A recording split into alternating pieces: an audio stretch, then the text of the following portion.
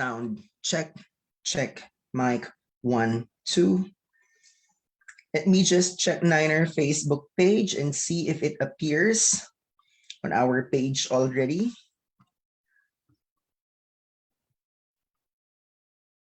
Okay, there you go. I'll just share my screen. Share screen. Share.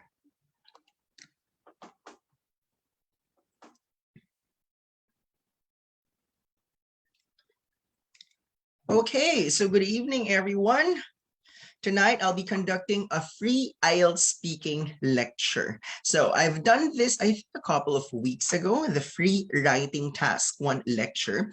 That's why I thought of offering a different topic for tonight, and it's speaking. So if you know anyone, for that matter, who's going to take IELTS sooner or maybe next year, the class for tonight is totally free of charge. Now, I'm also looking at Niner's Facebook page, because if there are comments coming from the attendees over there, I'll also answer the questions. You can actually tag your friends. And by the way, I'll be giving a free buy one, take 50 abroad starter pack, unlimited for life, towards the end of our free IELTS speaking lecture. So how are we going to determine the lucky winner? All you have to do is to be active and participative. So I'll be reading your answers both here on our Zoom meeting room and Niner Facebook page. While waiting for the others to join us, let me just check how many participants we have on Zoom. Okay. Okay, so we have 124 participants on Zoom. And for our Facebook Live, we have 65. Okay. While waiting for the others to join us, what's our promo for the month of December? Of course, it's the best time of the year. Package 1, it's totally free of charge. You heard me right, it's free. Why pay when you can have it for free, right? So to qualify for the free IELTS review, all you have to do is to send us a proof of your IELTS examination registration with IDP Philippines or British Council Philippines. If you're able to do that, then you're eligible to enjoy the following. Number 1, free one-on-one coaching session with Sir Brian Martin Shawson, our lecturer who got perfect 9.0 in all of the components. It also includes a free 13-hour online course. So it does not include the typical daily lectures and the daily one-on-one coaching, but like what I've said, it's totally free of charge. So this promo runs from December 1 to December 31. So if you have registered for the IELTS examination with IDP Philippines or British Council Philippines, and you are self-reviewing as of now, all you have to do is to send us your proof of exam registration, and voila, we can help you in your preparation for the examination if your budget is tight. What about package number 2? This one is for 2,500 pesos. We call this the intensive review course, and it runs for 3 months. So for 3 months, you can attend daily live and interactive lectures for up to 14 hours per day from as early as 9 a.m. all the way to 12 midnight. And in 3 months, it's also inclusive of daily one-on-one coaching every single day, Monday to Sunday. But if you're done with IELTS and you're thinking of a special someone or your friend or a family member who is taking the IELTS soon, it can also be a gift. Why? Because 2,500 is very affordable already. But if you feel that, oh, by the way, to qualify for that one, you also need to send us a proof of your IDP Philippines or British Council Philippines examination registration for the IELTS. But if you feel that 3 months might not be enough for me, our Unlimited for Life is still available at 4,000 pesos. No expiration. You may review for as long as you want. Okay, I guess that is enough time to wait for the others. Now we already have 137 on Zoom, and we have 132 here for the Facebook Live session. So far, No comments, no messages here on our Facebook Live. And let me see the chat box here on Zoom. Okay, so far, no message. So without further ado, let's start our free IELTS speaking lecture. So speaking is the only subtest in the IELTS which is not conducted together with the written exams, for the obvious reason that it is not acceptable for all individuals to talk all at the same time. Now the question, when is the speaking examination conducted? Well, if it's paper-based IELTS, speaking is usually on a different day. Like it could be the day before, it could be on the same day, or it could be the day after. But what about computer-delivered IELTS? Because there are fewer candidates taking the examination together, the promise of British Council and IDP is that you get to finish all the 4 subtests in one day. So computer-delivered IELTS is ideal for people who are in a hurry to submit their results because the results are out in usually 5 days. Depending on the volume of candidates, it's possible to get the results as early as 3 days after the examination. Or if the release of the results usually falls on a weekend, then you just have to wait until Monday for the release of your result. That's why on the average, it's 5 days, but sometimes minimum of 3 days, maximum of 7 days. Now, other advantages of computer-delivered IELTS, the good news is you just have to file for leave from work for just 1 day. Why 1 day? Because you get to finish all 4 subtests in 1 day. I know for a fact that it's difficult for a lot of people to file for leave from work. That's why CD IELTS or computer-delivered IELTS is ideal for you. The question is, when will you find out your schedule in speaking? If it's paper-based examination, you're supposed to receive an email from the testing center 5 days before the written exams. So say, for instance, you picked Saturday for your written exams. All you have to do is to check your email inbox and spam folder on Monday. The usual problem, some people just check their inbox without checking their spam folder, without them knowing that sometimes the more important emails are entering the spam folder. Now, if you are taking computer-delivered IELTS, you get to choose your schedule in the speaking subtest upon registration. That's why the testing centers recommend that you file for your examination at least 2 weeks or 3 weeks in advance so that you can pick the most ideal time or time slot for your speaking subtest. The problem if you're going to book for your computer delivered exam, let's just say 4 days before the written exams, you cannot pick the best time slot. Like sometimes you have to stay at the examination venue for quite some time because the most convenient time slots have already been booked by the other candidates. So if you're going to ask me, yes, it is still possible to secure a slot for computer delivered IELTS just 4 days before the test date. It's just that the recommendation is kindly book for your examination 2 to 3 weeks in advance in order for you to get the most ideal time slot so that you don't have to spend hours of waiting for your speaking subtest or written exams, whichever comes first. By the way, if you have questions, please do not hesitate to comment here on our Zoom chat box. And I'm also looking at my Facebook page because I understand that some of you are not on Zoom, but the others are with us via the Facebook live session. The reason why you're attending the live and interactive version is for you to ask and I'll respond immediately. Now, if ever you have other plans for tonight, nothing to worry because this will be shared on our Facebook page at the end of our live session, so you can always go back to this discussion. The only disadvantage if you are joining the recorded version is that there is no more interaction because you cannot ask me anymore. So now, we are done with the schedule of the speaking subtest. What about the method of conducting the examination right now? 99% of the examinations now are still conducted via video conferencing or video call.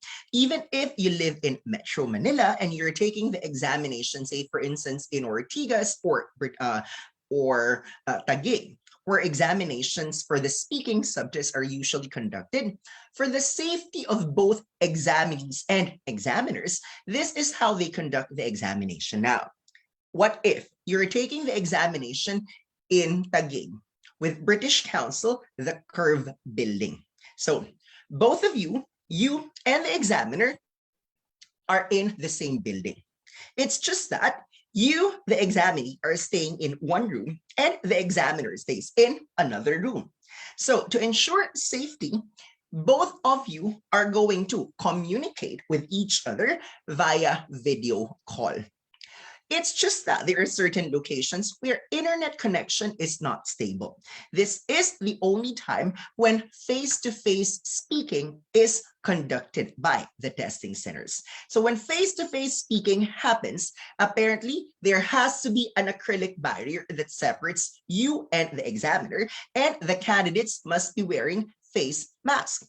Now, to make sure that the conditions are exactly the same for face-to-face speaking and video call speaking, even candidates who are taking the video call speaking are required to wear their face mask. So this is a simple but very practical suggestion for everyone preparing for IELTS speaking.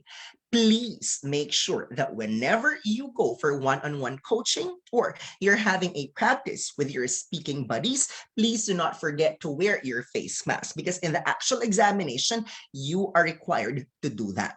Well, the best way for you to know the expectations in the actual examination is doing it how it's done as early as your practice sessions. So now, let us proceed to some of the tips that you're supposed to know before the examination. After that, I'll tackle or talk about the 3 tasks. Then we move on to what you're supposed to do during the exam and after the examination. Meanwhile, let me check if we have messages here on our chat box. So far, there's none. We have 156 participants on Zoom. And for our Facebook Live session, wow, we have 237 already. Let me just double check if there are questions here. Oh, Miss Anna, our former reviewee, one of the admins of Lefora, is watching us from New York. Thank you for your greeting. Who else? Alva of Quezon City is also with us. God bless you as well. Okay, without further ado, let's talk about what you're supposed to do before the examination. Okay, number 1, the suggestion is for you to dress appropriately. So what is considered an appropriate outfit? Well, I would recommend you to wear smart casual. Please don't go there wearing slippers, because chances are the guards might not allow you to enter the premises. Why? IELTS usually picks top-of-the-line hotels as venue for the examination. For the speaking subtest, they're always conducted at Marco Polo Ortigas if you choose IDP. Marco Polo is obviously a hotel, which means to say if you're just wearing slippers or sando, definitely they won't allow you in. If you're taking the examination with British Council Philippines, the office in Metro Manila is located in Taguig, in the heart of BGC. That's the Curve Building across St. Luke's. Also, that's a posh establishment right there. They won't allow you to enter if you look too pambahay. That's why it's best that you come, if you come to the examination venue wearing something smart casual. Now, what about the second bullet point before the exam? Well, it says here, don't be late. Be there at least an hour before the test. We all know for a fact that BGC and Ortigas are both business districts, and sometimes it might be difficult for us to locate the building. Now, IELTS examiners won't forgive you if you are late for your appointment, because that's the way it is. When you go to first world countries like US, UK, Canada, Australia, New Zealand, Ireland, they are very particular with time.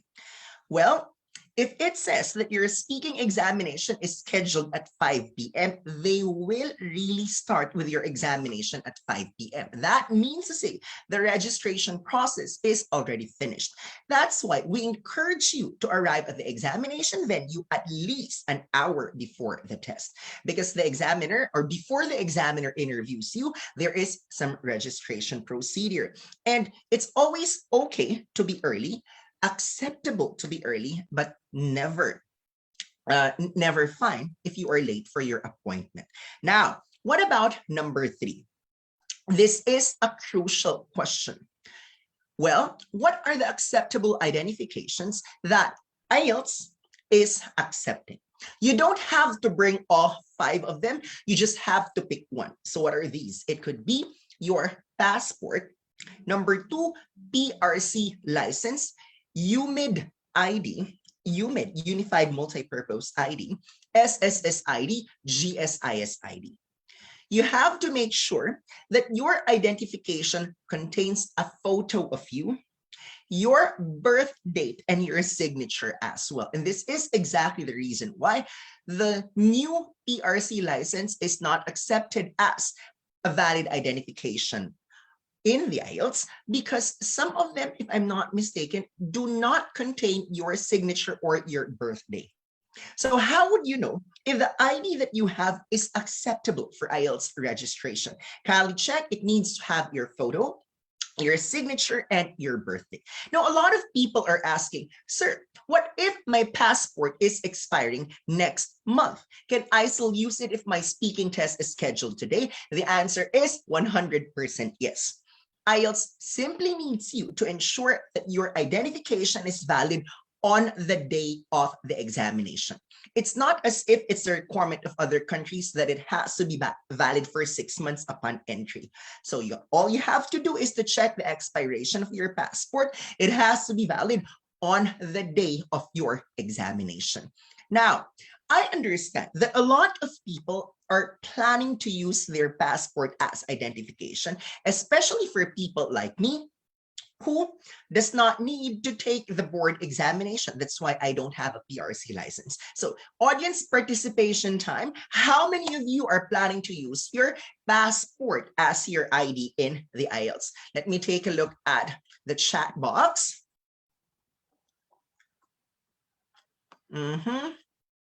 Okay. Here's a question from Emery. Good evening, sir. Does IDP or British Council require a swab test on the examination day? For British Council, it's one of the 3, okay? If you're fully vaccinated, meaning to say 2 weeks after your second dose, then all you have to do is to submit a proof of your vaccination card that you're fully vaccinated, that it's been 2 weeks since your second dose. Now, if you are not fully vaccinated yet, that's when they require you an antigen test indicating that you are COVID negative, or a swab test result indicating that you are negative. For IDP, it's not a rule per se of IDP as an institution, but some of the hotels now do not allow entry to people who are not fully vaccinated. So kindly double check the requirements of the LGU or the requirements of the hotel. It doesn't really hurt if you're going to check the website of IDP and British Council for your final reminders prior to the examination, so that if you have certain requirements to submit, all you have to do is to bring this requirement with you on the day of the examination. So that's a question from M. Marie. I have other questions here on our Zoom chat box. Let me just check. Wait a minute. I just realized that my air conditioner is not turned on. One moment. I'll be back shortly.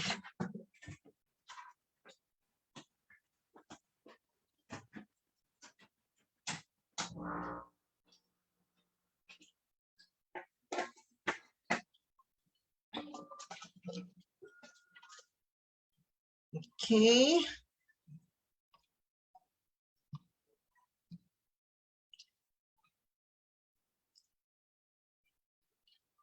Okay, here's a question from Pawi Maribay. Hi, sir. I hope you will highlight the difference between taking the IELTS via BC and IDP. I heard there are some differences with each other. Okay, it's actually a good question. Now, to answer Pawi Maribay, IDP and British Council are not the one making the test questions. Specifically, what is their function? To administer the examination. That is why the examination questions that come out in IDP are exactly the same examination questions that come out in British Council. Now, you might want to ask, so what are we going to use as basis in choosing the testing center? It's very simple. It's accessibility. Now, what I need you to do is to check the locations and test dates of IDP and British Council by visiting their website. That's the first step that you're supposed to do before you choose the testing center. Why? Because what if you live in a location where only IDP is the one conducting the exam, which means to say British Council is not an option. What if you live in a city where only British Council administers the test? So that means to say IDP is not an option. Now, you might want to consider the following as well. What if you want to take computer-delivered IELTS, but you live in Pampanga or Naga or Dipolog?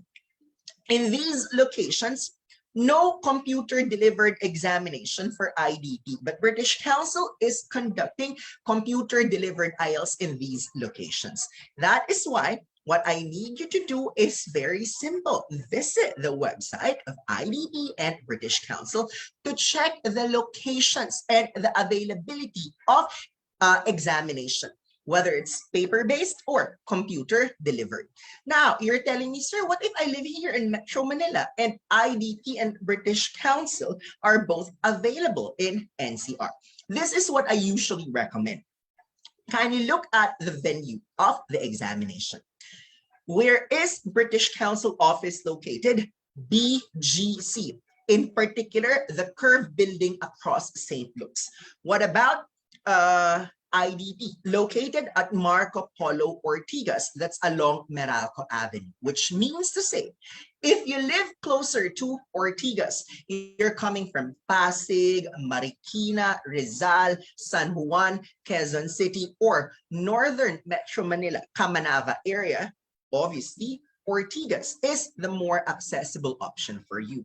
Now, if you live closer to the southern part of Metro Manila, that means to say Taguig, Makati, Pasay, Parañaque, or Region 4A, Cavite, Laguna, Batangas, and you cannot wait for the next paper-based examination over there, then that's when I recommend British Council, okay? But I will never recommend a specific testing center solely on the basis of level of difficulty, because the truth of the matter is they use exactly the same material.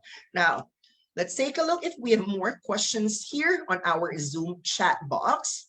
Okay, Russell Phil Del Rosario asked, what if I already booked for my examination and used the new PRC ID with birthday? Can I bring a supporting document or another ID on the day of the exam? The answer is no. It is best that you use exactly the same ID that you used when you register for the test. Now, if ever you have concerns regarding your valid identification, I need you to do this ASAP. Kindly email IDP or British Council, depending on where you are taking the examination. The earlier you coordinate with them, well, the earlier it will give you peace of mind that your ID is acceptable on the day of your examination. Let me check more messages here on the Zoom chat box before I transfer to the Facebook questions. Okay, so far, no other new questions here. Most of the comments are me, meaning to say they're planning to use their passport as their ID on the day of the exam. And then here's a message from Richelle Sordilia. Sir, I want to ask, how can I avail the 2,500 promo. It's simple, Rochelle. You just have to send us a proof of your IDP Philippines or British Council Philippines examination registration for you to qualify for the 2000 promo, which is unlimited for 3 months. The review schedule, we're open 7 days a week. We have online classes from as early as 9 a.m. all the way to 12 midnight. If you miss the live and interactive version, you can always watch the recorded version. The good news with this 2,500 promo, it allows you to have one-on-one coaching every single day from Monday to Sunday. The complete details are shared on our Facebook page. But if you have questions, you can always send us an email, training@nineronlinereview.com, or you can message our Facebook account. You will notice if you message our Facebook account right now, it says that we are away. Why? Because I'm also the one responding to the messages there. And apparently I'm teaching right now, so I cannot multitask, teach and reply at the same time. So a little patience, we'll go the extra mile if you message us like right now.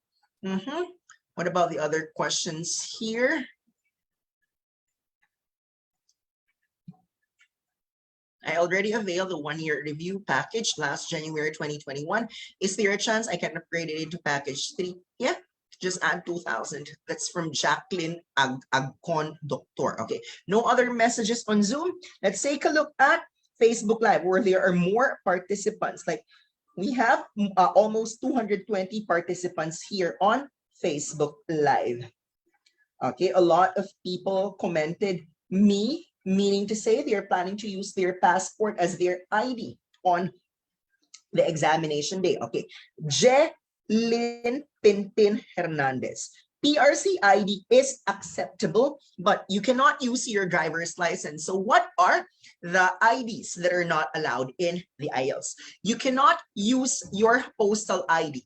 You cannot use your voter's ID, and you cannot use your driver's license. So it has to be one of the 5 that I have mentioned earlier: passport, PRC license, SSS ID, GSIS ID, or Unified Multipurpose ID or UMID. Once again, you're not required to bring all 5 of them, just one. What about the other comments? From Rose Tolentino, hi sir, I used my PRC ID to register for the IELTS test. Can I just bring both my PRC ID and passport on the day of the examination, since you mentioned that the new PRC IDs do not contain the date of birth? Well, it's much better to coordinate with IDP and British Council if you wish to change your valid identification. Once again, the earlier you coordinate or communicate with them, the earlier that your concerns will be addressed. Now, BC and IDP are not 9.09er, which means to say do not expect them to reply beyond office hours and weekends. Only 9.09er is best in reply 7 days a week from as early as, let's say, 8 a.m. all the way to 9 p.m. So if you're planning to email them tonight, please wait until 9 a.m. of the following day. Or wait a minute, today is Thursday.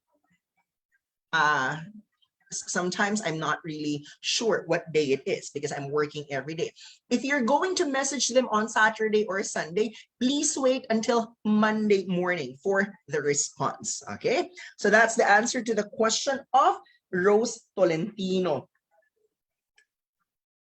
And Rose Tolentino said, I am taking my exam with BC in Angeles, Pampanga.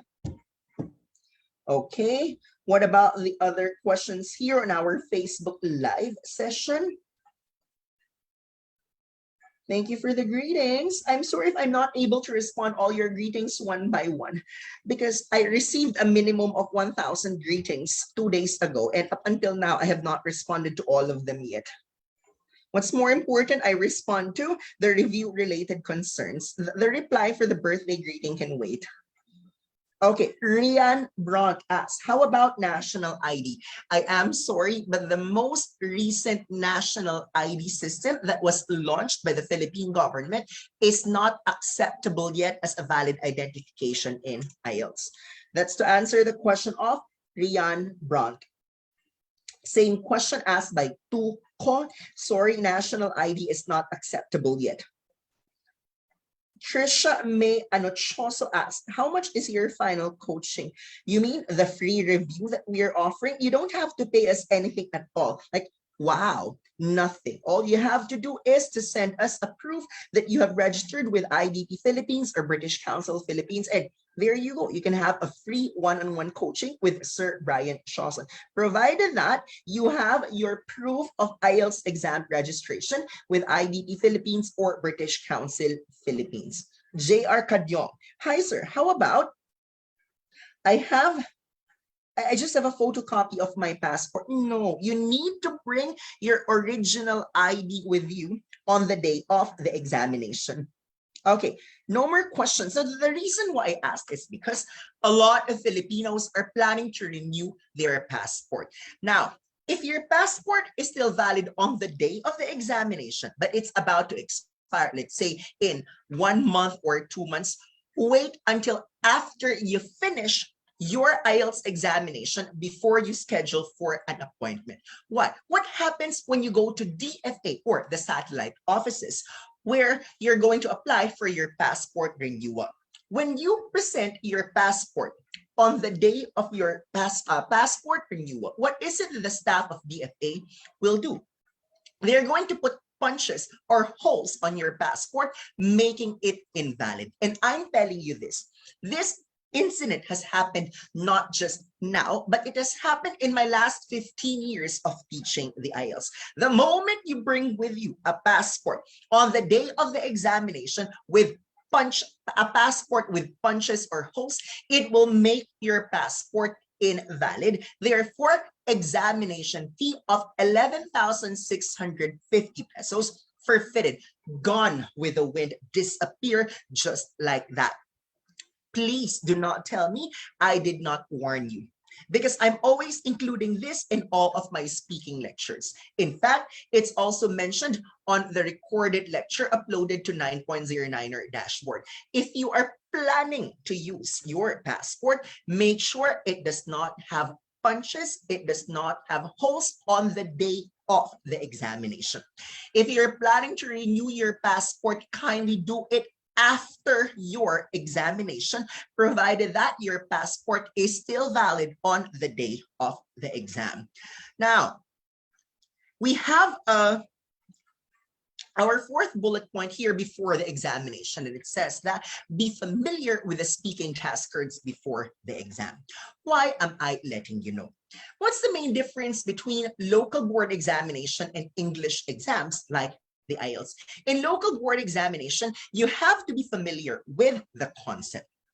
In local board, though, the advantage is it's multiple choice type, right? Say, for instance, 4 options, 1 correct answer. 100% sure you have a chance of getting the correct answer, even if you guess. Why? Because 1 out of the 4 is definitely the correct answer. Minimum of 25% that you're going to get the answer. But what about in IELTS? IELTS is not assessing your knowledge, no moral judgment whatsoever of your answer. But what does IELTS assess? Your ability to communicate in the language, regardless of topic or question. That is why I'd like to share this with you. When I first took the examination, for task 1 alone, I was asked 3 topics: house, food, and art. That means to say, IELTS examiners can ask literally anything under the sun. So don't be surprised if the first question is related to fruits. Then the second question is related to part. Third question, newspaper. Fourth question, traveling. Fifth question, types of houses. Now, I know for a fact that there are a lot of IELTS materials. That's why what 9.09er did was to compile these examination questions ever since I started teaching IELTS in 2006. So after 15 years of teaching, now to a certain extent, we can predict the questions or topics that come out in the examination. And we provide them to our reviewees beforehand, such that on the day of the examination, you are not shell-shocked. You're not taken aback. You're not caught off guard simply because you're familiar with the topic. So my students messaged us saying, sir, it's only now I realized how important the 2,000 speaking questions are, the ones that you provided to us. Because even if the examiner is not yet finished asking the question, we already recognize the question. So we did not panic anymore. All we did was just to deliver the answer that we had in mind. So if there is something that we're very thankful for, it's for making us familiar with the actual examination questions. And thank you for that.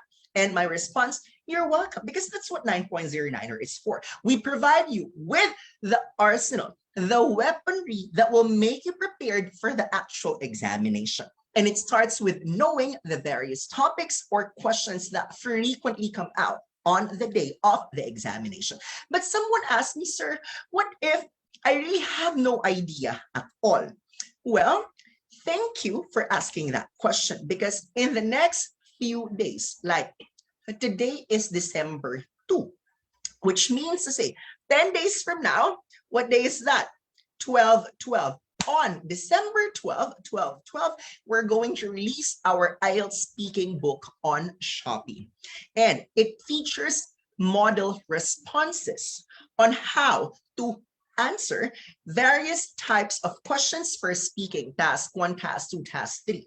I also asked the author, Ms. Dayat, to come up with discussions of complicated topics, let's say ecotourism, globalization, space traveling, nanotechnology, genetically modified organisms, so that there is no topic which appears to be foreign to you.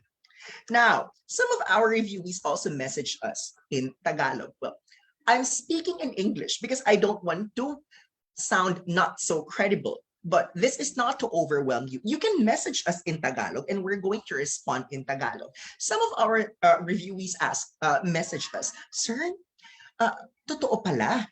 Yung mga pinadala niyo sa amin, yun din po pala ang mga lumalabas sa exam.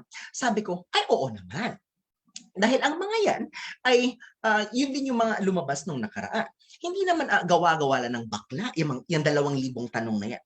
They came out before.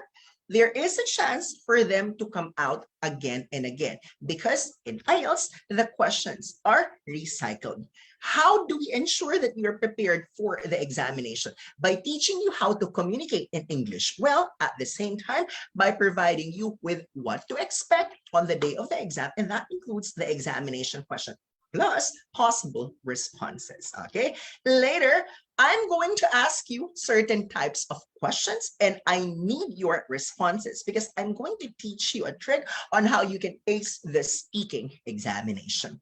Now, let us move on to the format. But before that, let me just check if we have additional questions here. Okay, we have 153 Zoom participants.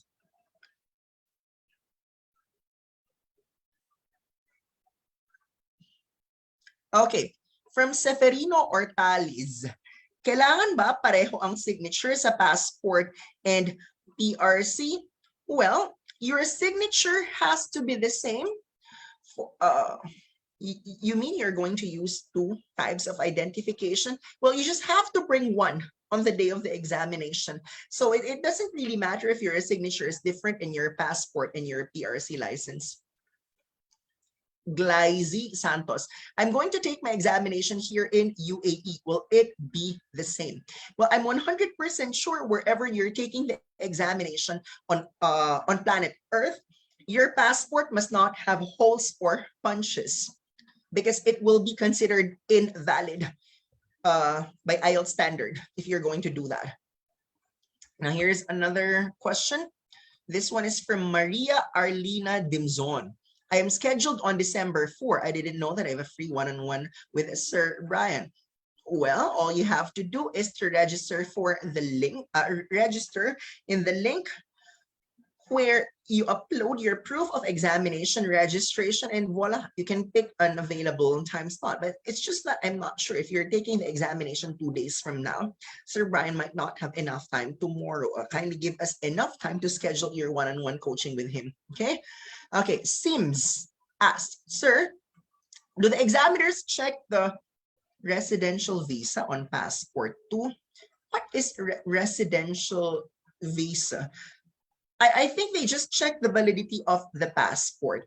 Well, of all types of visas that I got ever since I started going abroad, I'm sorry, it's my first time to hear residential visa. I don't think they will look at the other pages. They'll just look at the page where they see your face, your birthday, and your signature. I think that's it.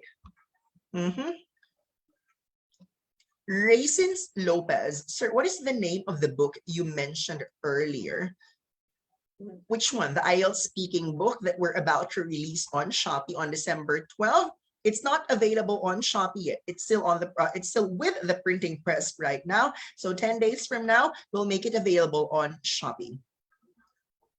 Hi, sir. Do you also offer free exam registration for package D? Yeah, we offer free examination registration for everyone for that matter. So even if you're not enrolled with Niner, we can still process your examination for you totally free of charge. Now, let me just clarify this one because a lot of people are asking, sir, what does free exam registration mean? Does this mean libre ang exam, sir? Mga ma'am, sir naman. The examination costs 11,650 pesos. How much are we charging?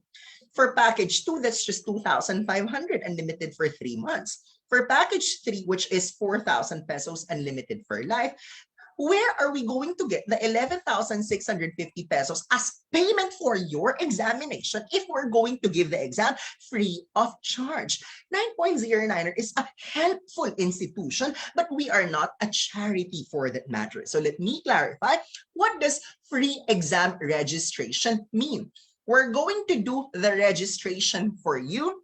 You don't have to spend 30 minutes in front of the computer just so you can complete the entire online registration. So let me clarify, free exam registration, not free exam. Comprehension is everything, and especially in the reading subjects, you need that to pass the examination, okay? So to answer the question of IVD, yes, we offer free exam registration, but not free exam. There's no way we can shoulder the cost of the examination for you. Okay, Raisins Lopez, the one on Shopee, yeah, IELTS speaking book, okay? Giselle asked, is it allowed to pause while doing the speaking test? For how long? Well, IELTS examiners know that we are humans. To commit a mistake is part of human nature. That's why if you have ums from time to time, yes, that's acceptable. But if you're going to have ums for like 2 seconds or 3 seconds every so often, like every time the examiner asks a question, you have a 2-second pause or 3-second pause. This will reflect on your ability to use the language. I'm not expecting everyone to be as talkative as I am. It's just that if you want a 7, show the examiner that you want it so badly by giving it your best. Do not allow your long pauses to get in the way of communication.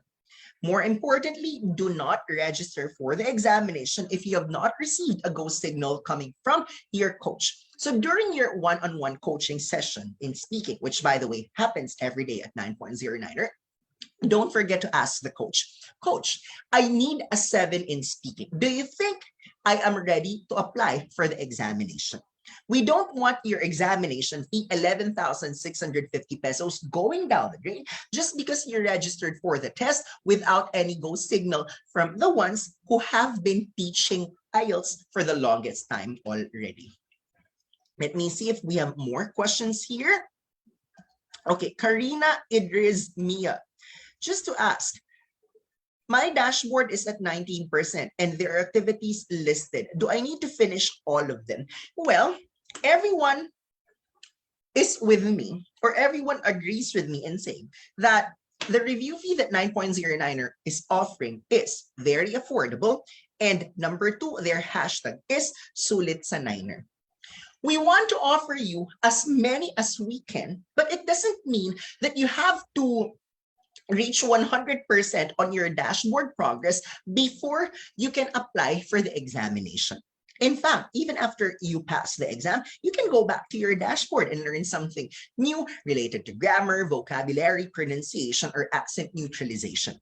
We just want to ensure that your dashboard contains everything and anything that you need to make you feel that what you've paid for was actually worth it. But it does not mean that you have to finish everything before you register for the test, okay? That's to address the question of Karina Idris Mia. What about the other questions? Riza Racelis, how to register po for the free coaching? All you have to do is to visit our website or to send us an email or message our Facebook page showing your proof of examination registration with IDP Philippines or British Council Philippines. And then we're going to send you the link where you can register for the free one-on-one coaching with Sir Brian. It also comes with a free 13-hour online course. Okay, Carl von Rodney Sala, ... Where can I find the 2,000 speaking questions, sir? On your dashboard, go to IELTS materials folder and then scroll down. There you will find speaking questions, okay? You can find a lot of gems and treasures on your IELTS dashboard, that I can guarantee. From Pawi, sir, I am planning to get the writing book on Shopee. What does it highlight po? Well, the Band 9 writing book by Sir Brian focuses on model essays. There are 32 of them. And when you open, 1 minute, I'll just get the book. The book does not have any explanation, but the explanation is actually, you go to the bookmark, at the back you will find a QR code. So you scan the QR code, it contains a free intensive online writing course, okay? Just for 649 pesos.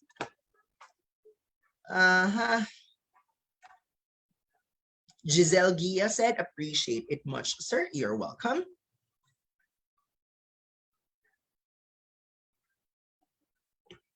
Graysons Lopez, I'm from Pangasinan. Yes, IELTS examination is available in Dagupan every other month, and IELTS exam is available in Baguio every month. If I'm not mistaken, 3 times a week for computer-delivered exam. Karina, so ang importante naka-attend ako sa mga live webinar na kagaya nito. More than the live webinar, I encourage you to go for one-on-one coaching. Why? Because when you attend the live webinar like this, I cannot assess your speaking skills, right?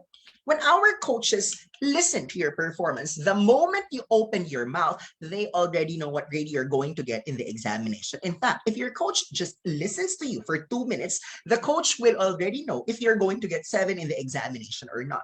The reason why in the actual exam, it lasts for about 11 to 14 minutes is because the IELTS examiners want to make you feel that, you know, you paid 11,650 pesos for good reasons, 11 to 14 minutes to assess you. But as I've spoken to more than 20 of the 35 IELTS examiners in the Philippines, not including the global examiners I have met in my lifetime, even just listening to you for 2 minutes, they already know if you can make it or not. So that's the point of the one-on-one coaching. Lectures like this, you can easily find on YouTube, but YouTube cannot coach you. YouTube cannot tell you if you are ready or not, because for YouTube, learning is one way. That's the purpose of live and interactive one-on-one coaching. That is why if you are not willing to shell out money for your review, it's simple. Pay for the examination with IDP Philippines or British Council Philippines. Just send us a proof of your examination registration. Then we'll schedule you a free one-on-one coaching with the IELTS demigod himself, Sir Brian Shawson. May I read more questions before I move on to my next point? Okay, I'm done with all the... Lector Lauren. Do you have PTE? Yes, our PTE Unlimited review is 3,000 pesos. That's valid for life, no expiration. Okay, no other messages here on Zoom. Let's move on to our Facebook live session. Let me take a look at the comments here.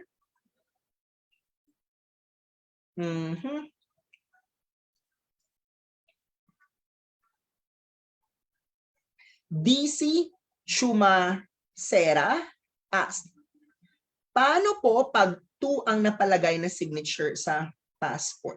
Well, if they're identical, I don't see any problem with that. The problem is if your 2 signatures don't look alike. It will be a problem wherever you go. Christine Behar, good evening. When are you having your face-to-face review classes? They're already ongoing at Picampa, España, Manila. I shared the face-to-face schedule on our Facebook page a few days ago. All you have to do is check it. Well, after December 18, that's when we'll release the next schedule of face-to-face classes. Mags Bangilan Samson, diesel offer only review, yes, 4,000 pesos, valid forever. Sana all, my forever, yes, my forever is a niner, ladies and gentlemen, because an award-winning review center does not need to charge fees that people cannot afford. Your 4,000 will go a long way, but if you're taking the examination sooner, there's always the 2,500 intensive review, inclusive of daily one-on-one coaching. Okay, Jerome Kalimag asked, how to improve my writing skill, especially in task 2. Okay, Jerome, the class that I'm conducting tonight is actually for speaking. But since you asked a question related to writing, it all starts with this in mind. If I may borrow a quotable quote from my idol, Philip Edward Aitona, who always got 9.0 in listening, reading, and speaking every time he took the examination. And he also got an impressive 8 in writing when he took the IELTS. What is it that he said? And I'd like to quote him in verbatim. You cannot give what you do not have, which means to say, there is nothing for you to write if there is nothing in here. So how are you going to improve your writing skill? It all starts with feeding your mind. It's easy to come up with something. It's easy to write if you have a lot of ideas. Now, the question is, what are the most common topics in writing? Well, the top 3, the ones that come out literally every month, there's technology, there's education, plus people and society. The other 2 are also common, but they don't come out as much as the first 2. So what are they? There's environment, and then politics and governance. If as early as now, you devote your time reading articles related to education, technology, government/politics, environment, people and society, I guarantee that whatever is going to come out on the day of the examination is something that you're quite familiar with. When you read, make sure they're from legitimate sources, meaning to say it's a website with editors. Please do not rely on Facebook news feed. Don't rely on social media, as we know for a fact that fake news is proliferating these days, most especially that election is coming soon. Do not easily believe what you encounter on social media, but it's easy to believe something if the information came from a reputable journal or website. So I'm letting you know, Jerome, yeah, I got it right. Feed your mind so that you can write a lot. Because once again, you cannot give what you do not have. What else? Okay. Francis Lloyd Gerardo asked, hi, sir, do you have an office or branch in Tuguegarao City, Cagayan? Well, the truth of the matter is location does not matter anymore. Only internet connection matters. The mere fact that you are joining us tonight's Facebook Live session and you are learning, that is an indicator that you don't have to travel far in order for you to learn. Our online platform is available 24/7, meaning to say we have 109 coaches who are working on a shifting schedule to make sure that we have an available one-on-one coaching 24/7 round the clock. So to answer your question, we don't have an office in Tuguegarao City, Cagayan Valley, but come to think of it, our overseas reviewees passed the examination without coming to our Manila office. It's all in your mind that face-to-face is better than online platform.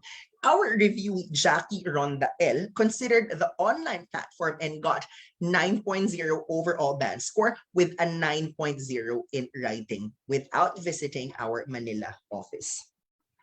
More questions? Okay, Peter Castillo. They have a special discount to your former student who wants to enroll again. Package 1, totally free. No need to pay anything. Just send us a proof of your IELTS exam registration with IDP Philippines or British Council Philippines. Package 2, intensive review for 2,500 pesos, unlimited for 3 months.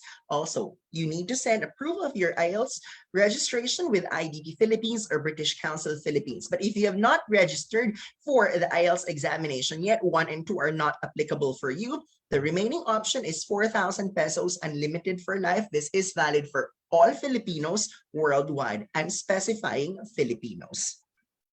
What else? Okay, no more. Now, let us move on to the format of the speaking test. Speaking is divided into 3 tasks. Task 1, we call this the introduction or the interview. It lasts for about 5 minutes. Task 2 is what we call individual long term, which lasts for usually 3 to 4 minutes. And then task 3 is the follow-up round or the two-way discussion. Now, all 3 parts, if you're going to do the math, that's 11 to 14 minutes all in all. Now, let's take a look at each task and scrutinize the parts. Let's begin with task 1. These are usually personal questions, basic questions that you can answer, readily answer. This is exactly the reason why for task 1, no preparation time. The moment you are asked, open your mouth and talk immediately. Now, I want you to know the basic questions in task 1 include the following. Number 1, full name. And how is this different from describe yourself? If your examiner asks you, state your full name, that's it. Nothing more, nothing less, just mention your full name. But if your examiner asks you to describe yourself, that's when you need to make your response longer. IELTS examiners talk to up to 25 people in one day. That means to say, do not board them with information that they already know.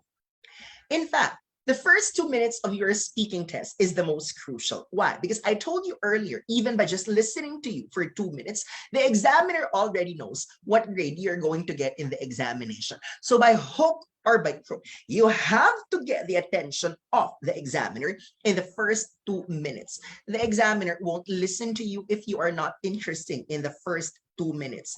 That's why task 1 might be considered the warm-up round in the IELTS, but you have to do everything in your capacity to make sure that you make sense in the first 2 minutes. You get the attention of the examiner by sharing details that examiners most likely have not encountered before. That's how you're possibly acing your task 1. Okay? Now, let us move down. Let's take a look at describe your hometown. Describe your hometown.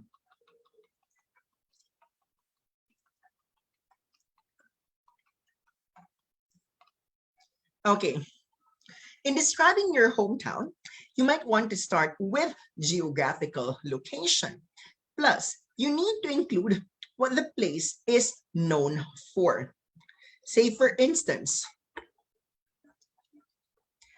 a couple of weeks ago, I conducted a speaking lecture, and there's this reviewee from Dipolog who shared a unique mode of transportation available in Zamboanga province. I forgot the local term, but that local term does not matter because IELTS examiners are not going to remember these terms anyway. But what he said was, it looks like a motorcycle. It's just that instead of sitting like the usual way we do when we are riding a bicycle or motorcycle, the position is like you're looking at the clouds, and it gives you a glimpse of how magnificent the beauty of nature is. So that detail that was shared by my reviewee from Dipolog is something new.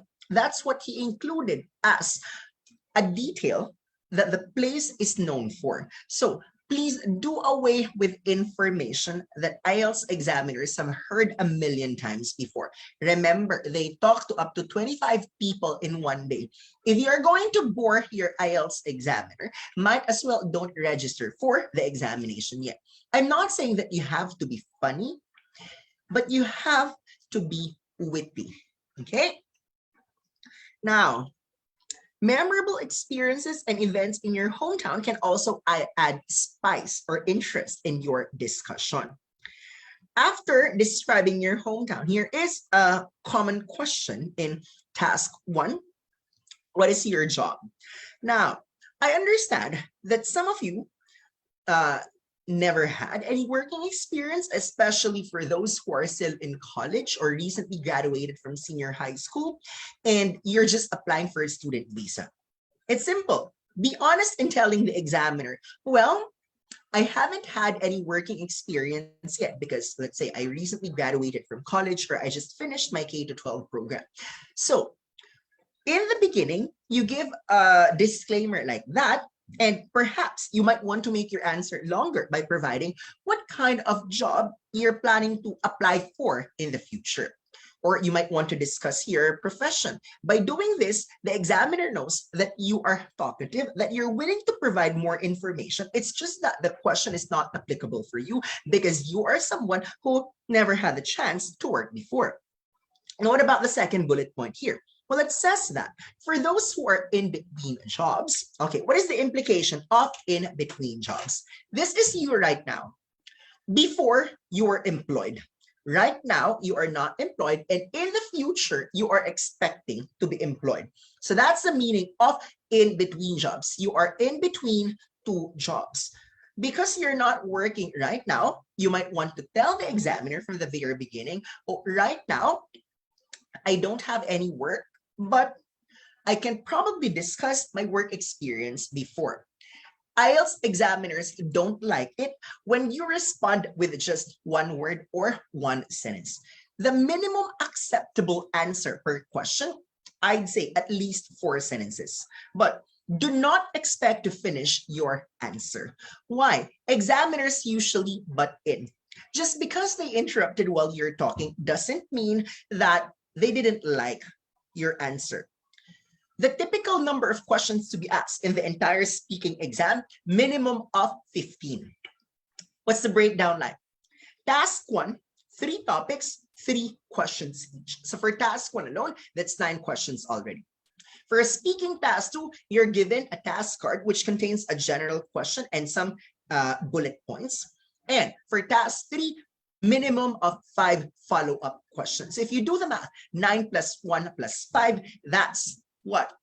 Minimum of 15 questions. But imagine your speaking test is going to last only for 11 to 14 minutes, which means to say 11 to 14 minutes, and I'm asked at least 15 questions.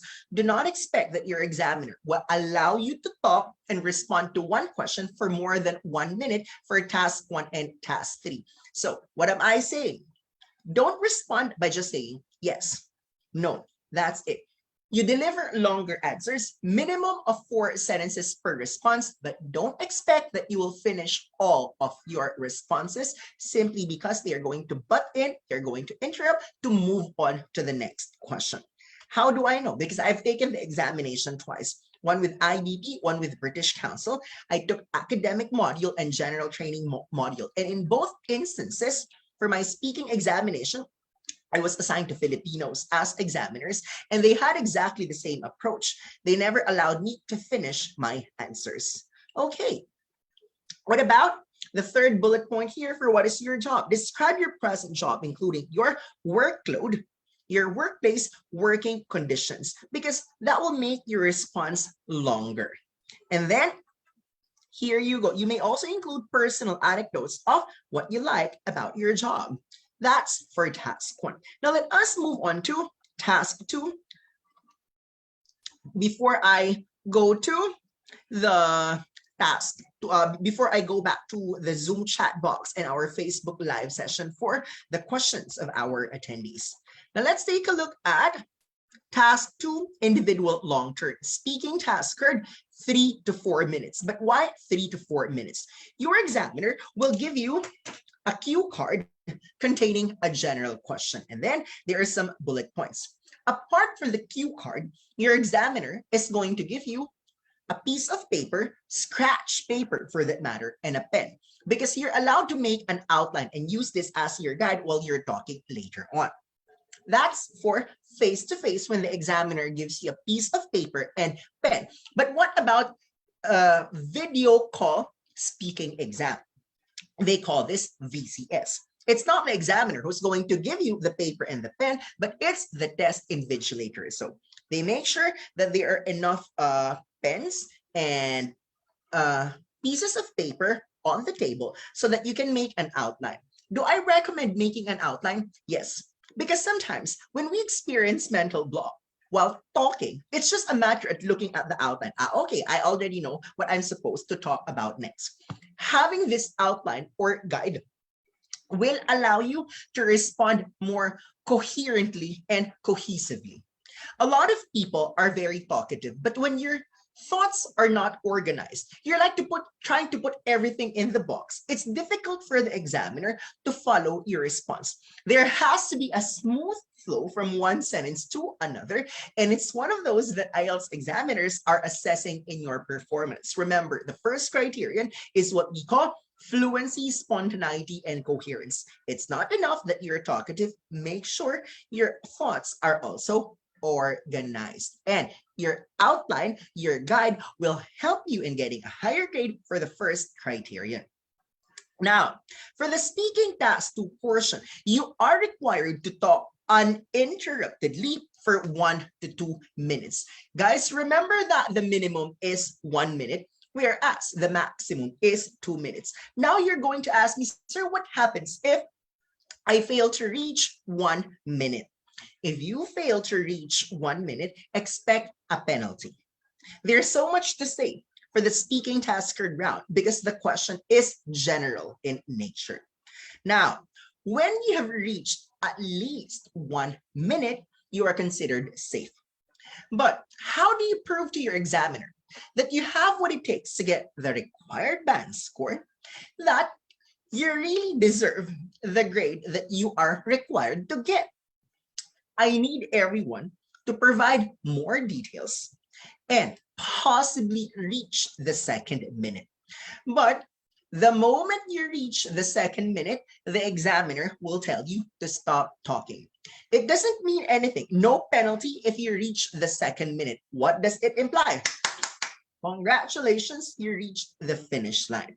Because it means to say you were able to provide enough details in order to communicate your thoughts on your own uninterruptedly for 1 to 2 minutes. Now, let's move on to, or by the way, when I say speaking task 2 is uninterrupted, the examiner is not going to butt in. Instead, the examiner will use signposting. Okay, what does it mean if the examiner does this? It means, okay, you still have time, talk some more, make your answer longer, provide more details. Now, what does it mean if the examiner does this? Okay, that means to say it's over. Stop talking. That's the 2nd minute already. Okay, what about this one? Guys, that's cut. Okay, that's not peace be with you, that's cut. Because what if the examiner does this? You responded by doing this. Don't do that, okay? This one means cut. Now, let us move on to task 3, also known as the two-way discussion. So for the two-way discussion, it means to say the usual questions asked by the examiner here are related to your task 2 responses. Now, how is task 1 similar to task 3? Task 1 and Task 3 are quite the same in a sense that there is no preparation time. The examiner expects you to talk right after you are asked, open your mouth immediately. They won't allow you 1 minute to prepare for your answer this time. Task 1 and Task 3 are quite similar in a sense that both of them last for 5 minutes each, roughly. Okay, not exactly, but roughly. But how is Task 1 different from Task 3? Task 1 questions are usually personal. Why? Because this is the warm-up round.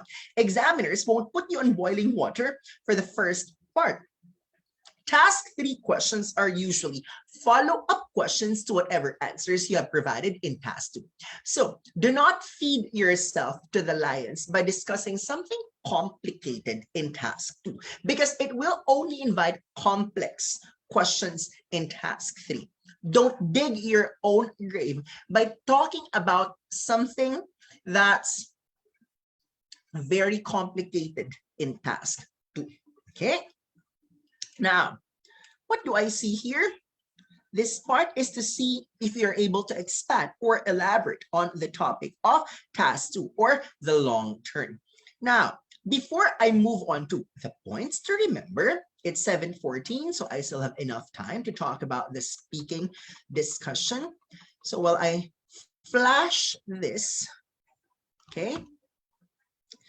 By the way, you can screenshot this one. Let me read the comments here on our Zoom chat box while you are reading the points to remember here on our screen.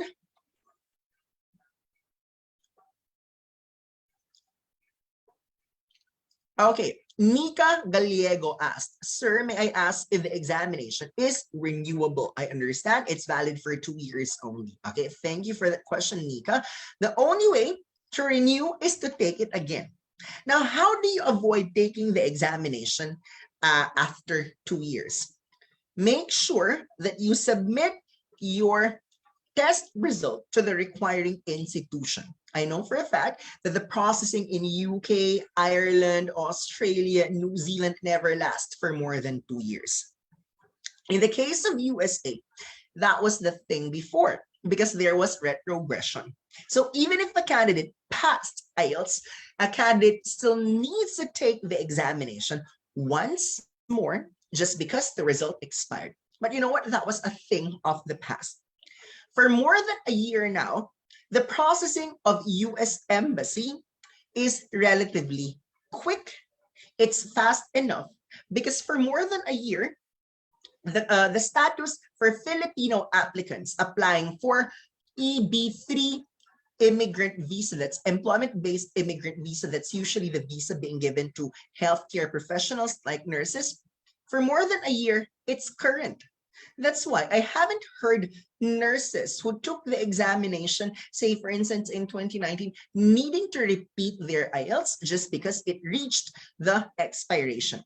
Well, for Canada, if you are really determined to go to Canada, my suggestion is you go for a student visa application because the processing there, the entire thing would only last for about 3 to 6 months, depending on how fast you are in preparing the documents that are needed by the embassy or by the school. But if it's Canadian Express Entry or immigrant visa, it might take longer than usual. In fact, to a certain extent, some of our former reviewees had to repeat the examination because even after 2 years, still they were not invited by Canada. If you are not given ITA or invitation to apply, there might be a valid reason for you to be asked to take the examination again after 2 years, even if you already passed the examination before. So Nika, if you're targeting UK, Ireland, Australia, New Zealand, there's nothing to be worried about because the entire processing does not last for more than 2 years. It's always less than 2 years. Okay, what other questions do we have here on our Zoom chat box? Karina Idris Mia asked, saan po makikita yung sked ng face-to-face ngayong December? Kasi nung nag-check po ako, November pa lang po ang nakapost. I think I shared it a couple of days ago, if I'm not mistaken, right? It could be November 28 or November 29. 100% sure. The December face-to-face Ken is already uploaded on Niner Facebook page and Niner Instagram page. What else?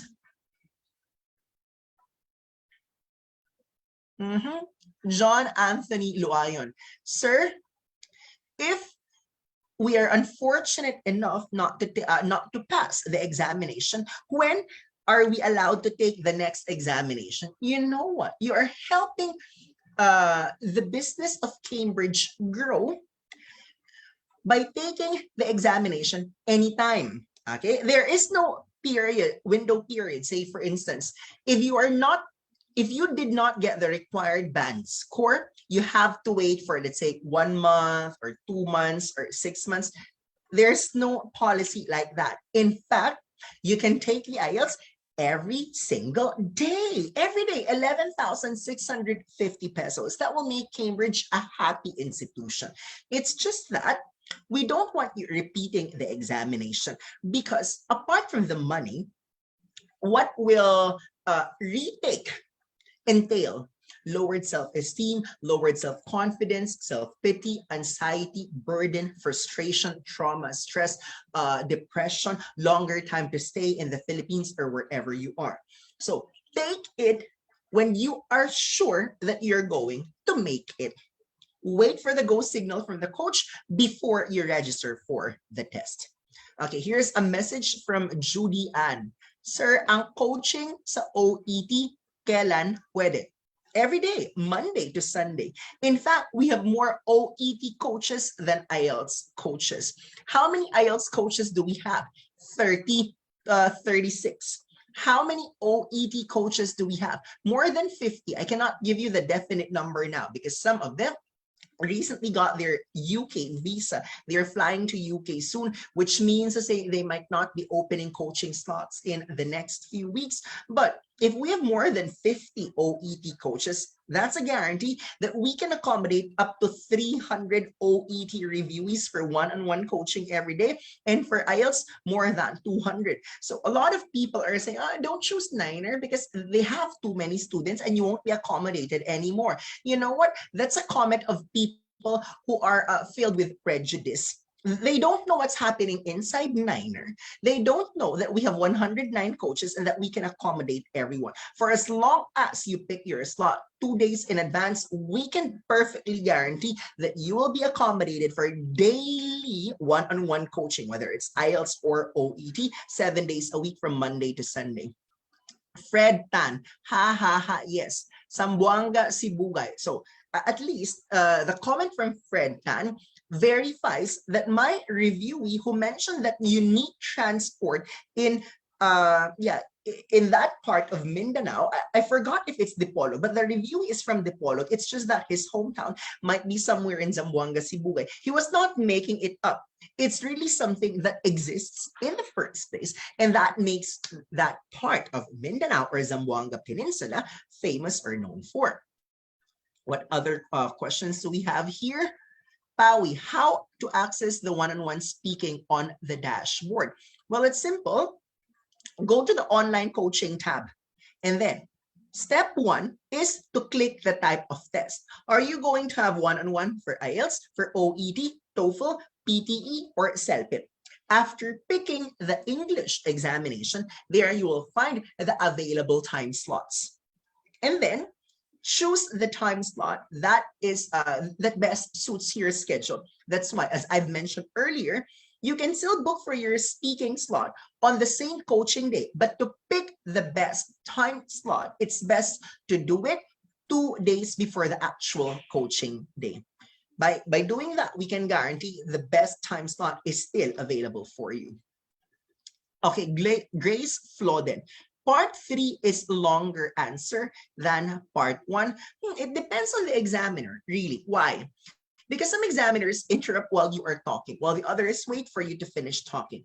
But I can look at you straight in the eye and promise, no examiner will allow you to talk for more than 1 minute per question in both task 1 and task 3. If the examiner feels that your response is long enough for one question, that's when the examiner moves to the next question. Okay, what else? To answer the question of Bianca, 12/12, okay, December 12. It's with the printing press right now. That's the IELTS speaking book containing, how many words did Diane write? More than 30,000 the last time she reported to me. And Sir Brian checked it already. Okay, now let's go to the Facebook live session. We might have questions here before we discuss the points to remember.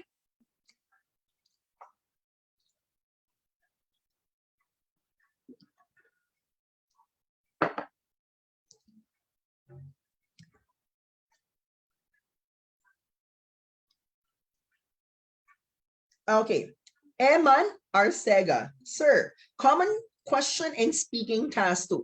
Hi, Eman. Kindly look at your IELTS review dashboard, IELTS materials folder, and there you will find the 2000 speaking questions that we have compiled. Okay, from Dil Yambao. Hi, sir. Recap of the common topics coming out in writing. Technology, education, people and society, environment, politics/government. Alpi de la Cruz. Nice. I'm interested in package 1. Of course, who doesn't want free review, right? So how to avail the free IELTS review package 1, inclusive of one-on-one coaching with Sir Brian Shawson, plus a free 13-hour online course. All you have to do is to email us or message our Facebook account by sending your proof of IELTS exam registration with IDP Philippines or British Council Philippines.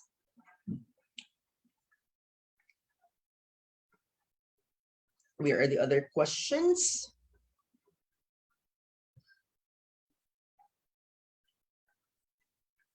Okay, Nevi Ross. What is your preferred examination for nurses going to Australia?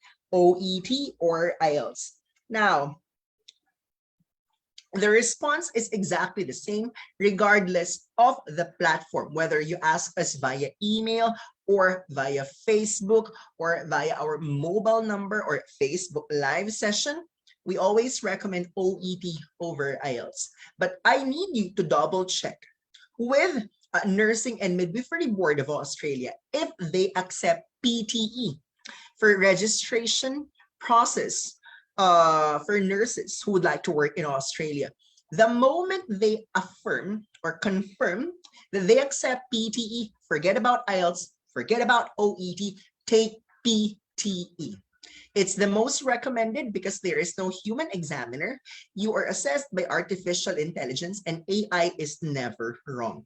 To compare all English examinations, it's PTE that we recommend. Unfortunately, not all programs worldwide accept PTE, but the moment PTE is one of the acceptable English examinations, go for it. So, Nevi Ross, kindly double check if NMBA accepts PTE, and if they do, go for PTE. What else? Okay, hi Alpi. All you have to do is send that to us. Okay, Peter Castillo, sir. Do you think highfalutin words could increase the band score in speaking? No. Let me just ask this question. Since the beginning of our Facebook live session at roughly 6 p.m., have you encountered words that came out from my mouth that you failed to understand? Okay? You don't have to answer by using the chat box or the comment section. Just ask yourself, did I make myself clear in the last hour and 30 minutes? Did I get my point across? Was I able to communicate my thoughts well? If you think the answer is yes, that's the point why you're not required to use highfalutin words. There is this tendency for Filipinos to gravitate towards big words just because if you use big words, you sound social. It's like in the Philippines, right? When you encounter someone who talks in English all the time, A lot of people are thinking, ay, parang smart siya. Kasi best in English. Parang posh. Parang socialera. Alta. If someone is good in English. But IELTS is not like that. IELTS assesses your ability to effectively communicate. So how can you effectively communicate? Make sure you are understood. Sometimes highfalutin words cannot be understood by people. So that means to say there is communication failure because you did not get your point across. And a lot of people hear me talking in English while I'm lecturing, and that's because this is an English examination. But to prove that I can also communicate in Tagalog, I hope that you were able to watch my birthday vlog when I spoke in Tagalog 99% of the time for the first 9 minutes and only spoke in English in the last 2 minutes.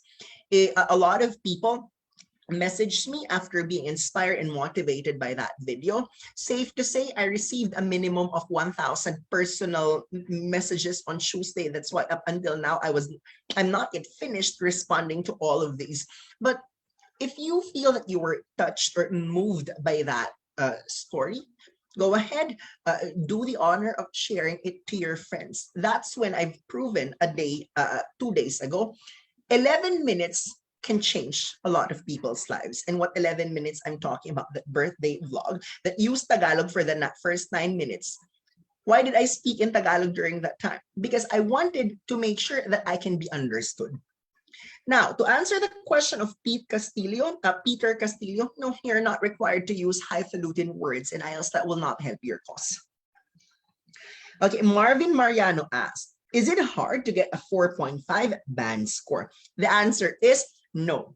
The national average of Filipinos taking the IELTS, roughly 6 to 6.5, depending on the subtest. So 4.5 means to say below average. If you consider yourself a Filipino whose English is below average, nothing to fret. If you only need 4.5, go ahead, take the examination. You don't have to pay us anything at all. We won't benefit from it. Well, what I suggest, if you want to have one-on-one coaching after you have paid for your examination, because you're only required 4.5, just send us your proof of examination registration so that Sir Brian can accommodate you for a free one-on-one coaching session. What else? Okay, Jessa Manuel, sir, do we really need to use idiomatic expressions to get a band 7 and higher? Who told you that?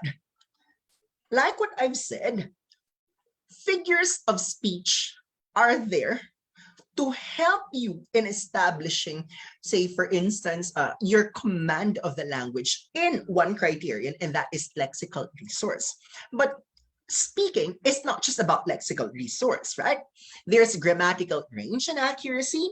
There's coherence, fluency, spontaneity, and coherence, and there's pronunciation. So I am reiterating, if you can correctly use one idiom for the entire 11 to 14 minutes, good for you. But do not force yourself to use an idiomatic expression and sound pretentious or awkward after you managed to use it. So figures of speech, you have to be very careful when using figures of speech in your responses. Okay, Christine Behar. Is it important to have that accent just like how call center workers speak, or is it more important that you're well understood and the grammar is good and correct? It's more of the second. You don't need the American accent or British accent just to pass the speaking subtest. You have to be understood because IELTS examiners are looking for neutral accent. Just do away with the local accent, okay? Thank you so much. You're welcome. Let me go back to the Zoom chat box before we read the points to remember.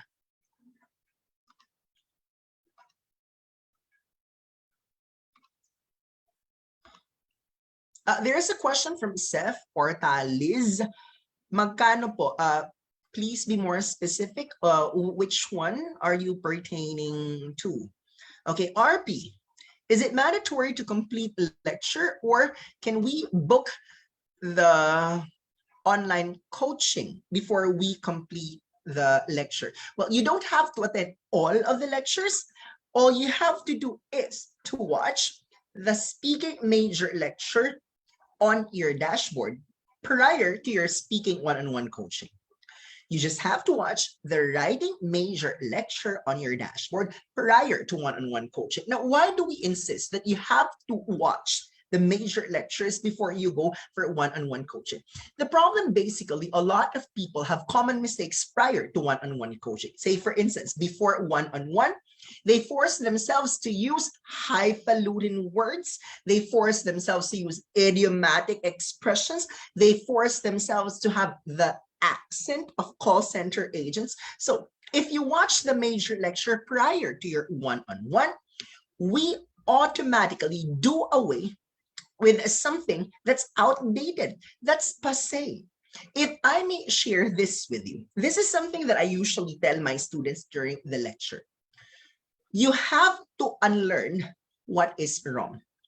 We, your lecturers and coaches, have to know what you do not know to be wrong, and we have to correct it.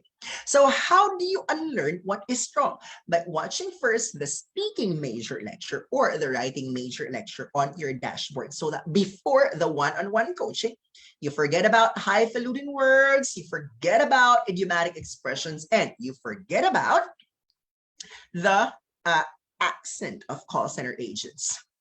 Okay, Maria Criselda asked, hi, Sir Irvin, I'm taking my examination in Singapore. Do you know or talk to some examiners from Singapore? Well, examiners are global. That's why we prepare the candidates for the examination. We don't prepare the candidates for examiners. If you get what I'm saying, it's best to improve, to focus on your speaking skill without thinking of the examiner. Why? If you have what it takes to pass the examination, you will make it regardless of the examiner. That's why it doesn't really matter where the examiner is conducting the test. What matters most is your preparation. The burden is not on the shoulder of the examiners, but the burden is on your shoulder because you are the one preparing for the exam. So, Maria Criselda, what's my tip? Daily one-on-one coaching from Monday to Sunday. That should do the trick. Well, we have 500 coaching slots for one-on-one every single day. Okay. Pawi. Nakakaiyak nga yung video, sir, especially when you pointed out the minority. Yeah, because how many belong to the upper class? Only a handful, right? So when you are born as part of the minority, life gets to be difficult because you have to work hard for love, acceptance, but for others, it's simply given to them. By sharing how my life went for the first few years, it was an uphill climb. It was a tall order, but nothing is impossible if you give it your best, and don't forget that we have God who's watching over us. Karina Idris Mia, which video? Search 9.09er YouTube, 9.09er Facebook, or my personal Facebook page. You know what I'm talking about. It has more than 1,000 likes, more than 10,000 views, if I'm not mistaken. Glyn Caballo, sir, I tend to use hand gesture a lot when speaking. Will it affect my band score if I use my hands too much?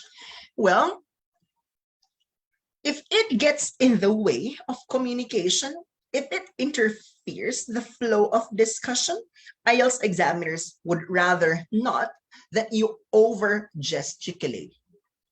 If you use it, let's say, mildly or rarely, totally fine, but not to the point of distracting the examiner. Okay, Hanan, how to enroll for the unlimited review? Well, you can visit our website because there is a payment option there. Or if you choose to pay via bank, we have BDO online transfer, BPI online transfer. We also have GCash. We also have Cebuana Luwilier, PayPal, credit card. It's just a matter of messaging Niner Facebook page or Niner website, Niner email rather. Okay. That's it for the questions. Now let's take a look at the points to remember. So what's the first one? Well, it says here, examiners have to treat you with respect. Now, if you feel that you are not treated professionally, that is the ground for complaint.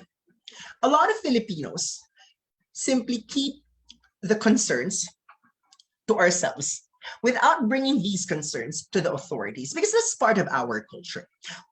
We always think, baka magalit sa akin pag nagreklamo ako. It's not like that in white people's culture. For them, they appreciate feedback. So if you feel that you are not treated professionally during the speaking course, if you felt that you are not given the respect that's due to an IELTS candidate, I need you to message IDP or British Council within the day of the examination, or you can approach the test invigilator or test supervisor. Don't wait for the results to come out. Who knows? They might give you, let's say, round 2 for your speaking examination. The first one will be considered null and void or moot and academic. It's really important that you voice out your concern, especially it's a valid or legitimate concern. Now, what about the second bullet point? It says that never mind if the examiner does not smile at you. Some do, some don't. No big deal. If I may share with you my experience when I first took the examination, I remembered I was assigned to a female examiner who had a poker face from beginning to end. So what's poker face? No reaction at all. Flat affect. And while I'm responding, she just looks at me and then does this. So deep inside, I asked myself, does she like what I'm saying? Does she dislike my answer? How do I know if I'm doing well or not? For most of us, we love favorable reactions because that's one way for us to think that, okay, we're doing fine. It's just that you don't expect all examiners to smile the entire day. Some of the examiners are overworked. Some of them work for 8 hours in a day, the others 10 hours, the other is 12 hours. Imagine the examiner doing this for 8 straight hours, 10 continuous hours for that matter. Examiners are required to treat you with respect, but they are not required to smile the entire day. Don't be paranoid thinking that the examiner does not like you simply because the examiner did not smile the entire day. Do not let that emotion rain down on you. Focus on the quality of your English and your response, that you have to make sense and your thoughts must be organized. Those are more important than thinking of the facial reaction of your examiner. And then, third bullet point, make sure to answer the question asked. And if you're not sure what you were asked because of the accent, you can simply ask the examiner, excuse me, will you please repeat the question? Please don't do it the Filipino way of saying, come again? Or, huh? Remember, please ask the examiner politely if you did not quite get it. Excuse me, Mr. or Miss Examiner, will you please repeat the question? But please don't do that for the entire speaking test, okay? You can do it like once maybe for the duration of your 11 to 14 minute speaking examination. Okay, this one is written in all caps. Do not tell lies in speaking. If you're unfamiliar with a topic, tell the truth because you cannot get it wrong when you tell the truth. Speaking is about what you know. Now, say for instance, the examiner asked you to talk about this or that. You can honestly say, I am sorry, please accept my apologies because I haven't tried, say for instance, riding an airplane before. If the question is something to do with an airplane, don't make up stories saying, oh, I love my experience when I rode the plane and it's like this and it's like that. Remember, the examiner is supposed to assess the quality of your English and how responsive you are to the answer. Examiners are not dumb. What are the qualifications to become an IELTS examiner? They need to have CELTA.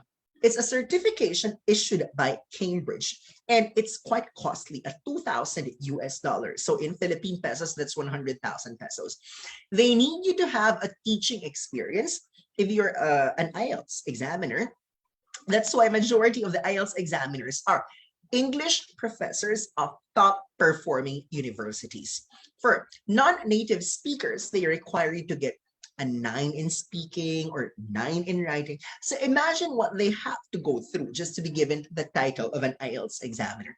That means to say, they will know if you're telling the truth or not. If you're just making it up, they will notice nuances in your delivery. So if you do not know the answer, say it. I do not know the answer, but prove to your examiner that you are still willing to provide more words in your responses. Perhaps you can talk about something else. At least the point of that disclaimer in the very beginning is, you see, Mr. Examiner, I don't know the answer, but at least you see I'm talking, because this is what the speaking subtest is all about. If you don't open your mouth, you don't communicate, there is nothing to assess at all. So don't tell lies, but if you don't know anything about the topic, still open your mouth and talk. Now, what about the tips on how to get 9 in speaking? Okay, how to get 9. Remember, these 4 highlighted here are the 4 criteria. Okay, there's fluency, pronunciation, vocabulary, grammar. The examiner is not going to give you a random grade from 1 to 9, and that grade will reflect on your IELTS result. No, the purpose of the examiner is to assess you in each of the 4 criteria. The examiner is not the one that determines the grade that will appear on your IELTS result, but it's the computer. The computer does the calculation using the raw scores the examiner gave you in each of the 4 criteria. So how does this work? The computer gets the average, meaning to say fluency is not more important than pronunciation. Grammar is not more important than vocabulary, because all 4 of them have equal bearing. Okay?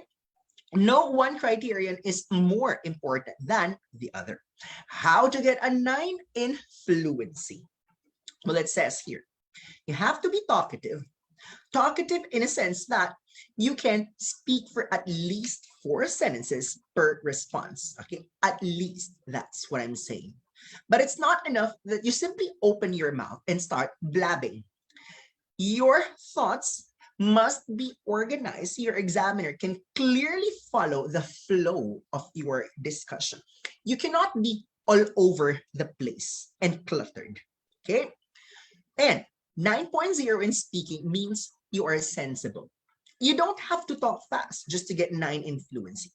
I spoke to one of the examiners and I asked him, what's your basis in giving 9? According to him, intelligence is everything. A lot of people have above average English, but not a lot of people sound smart when communicating in English. So of the 4 criteria here, which particular criterion is associated with our responses? That's fluency, spontaneity, and coherence. It's easier for the examiner to give you a higher band score if in the first place they know for a fact that you are not shallow, that your answers are not superficial, that you make sense. So that spells the difference between 7 and 9. 7, acceptable English, but content doesn't necessarily mean it's stellar. 9.0 in speaking includes English that is flawless, clean as a whistle, plus content that will move mountains, content that will make people cry. Now, what about 9.0 in pronunciation? Well, it says here, clear, neutral accent, not necessarily with American or British accent, and the kind of delivery they expect from people: casual, conversational, not necessarily formal. Remember that you're not in court interviewed by a lawyer. You are not inside the high school principal's office just because you are caught cutting classes. Okay, that's not how it works. Now, What about 9 in vocabulary? Well, it says here, correct usage of non-repetitive words. So if you used one word earlier, let's say a noun or an adjective or a verb that's easy to replace, do everything to make sure that you avoid repetition.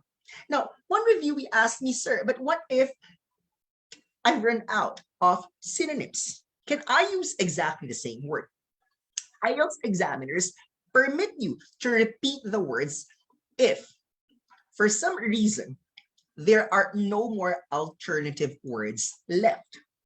But when you repeat simply because you don't have other options anymore, if you can, here is the simple request of the examiners.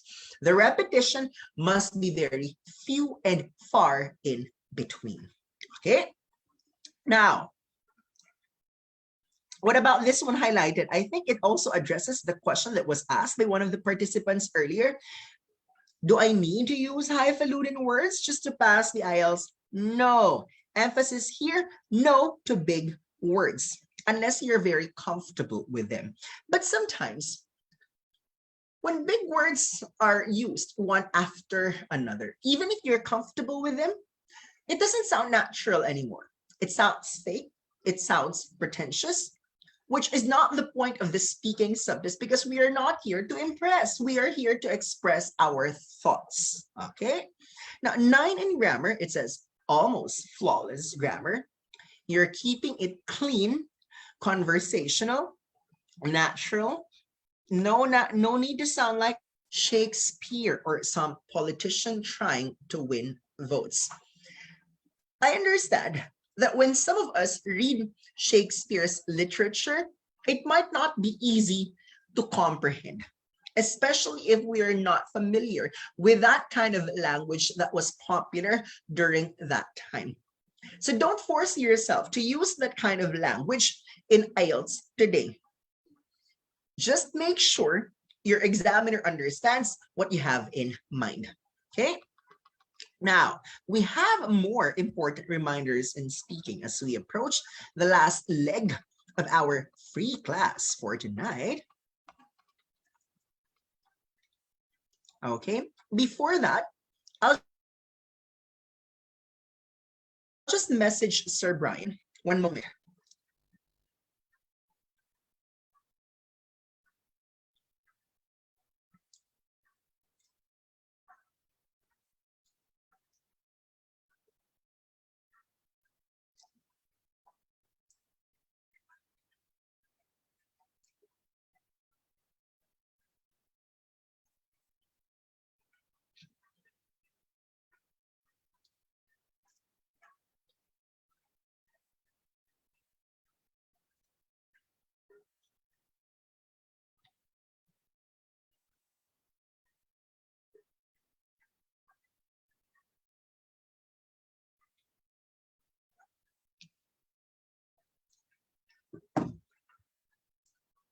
Okay, hold on a second.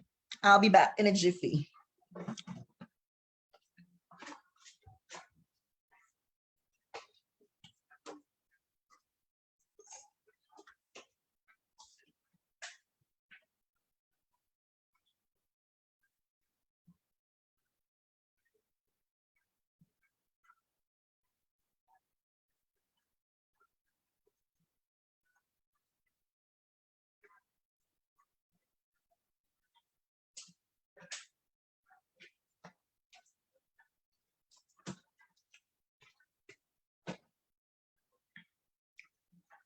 So before I stood up to get something, I said, wait a minute, hold on a second, or I'll be back in a jiffy.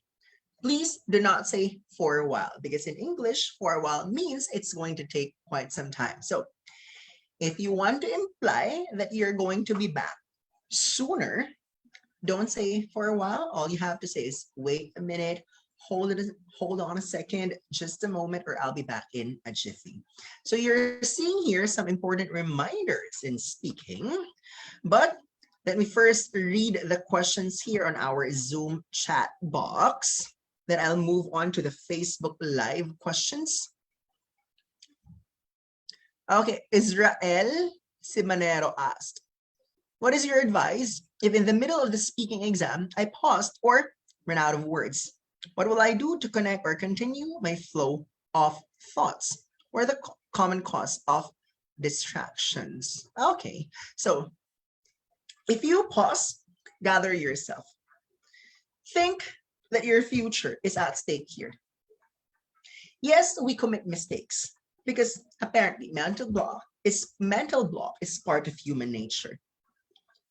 But if you keep on telling yourself, eyes on the prize, focus, treat this examination as if it is your last IELTS. So when you pause, when you run out of words, again, gather yourself, apologize a bit to your examiner. I'm sorry for that. Then you come up with a new sentence, because what happened to the previous sentence was you dropped it like a hot potato. So apologize a bit and start with a new sentence. Common cause of distraction.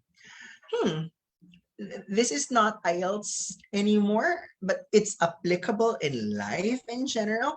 When you're too anxious or when you're too paranoid, you will easily be distracted. Okay, that's why, as I always say, whether it's listening, reading, writing, or speaking, focus. Okay, do we have more questions here on the Zoom chat box? None. Let's go back to the Facebook Live comments section. Maybe there are some comments here from some of our attendees.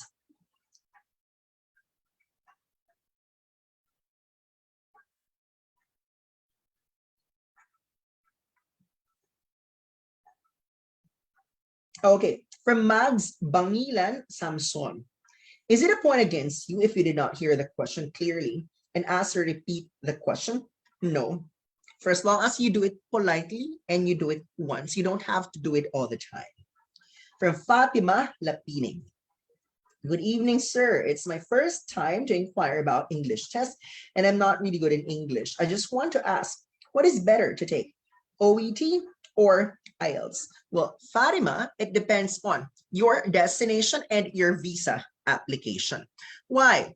Because if you are a healthcare worker going to the UK, but you are not a nurse, UK HCPC strictly requires IELTS.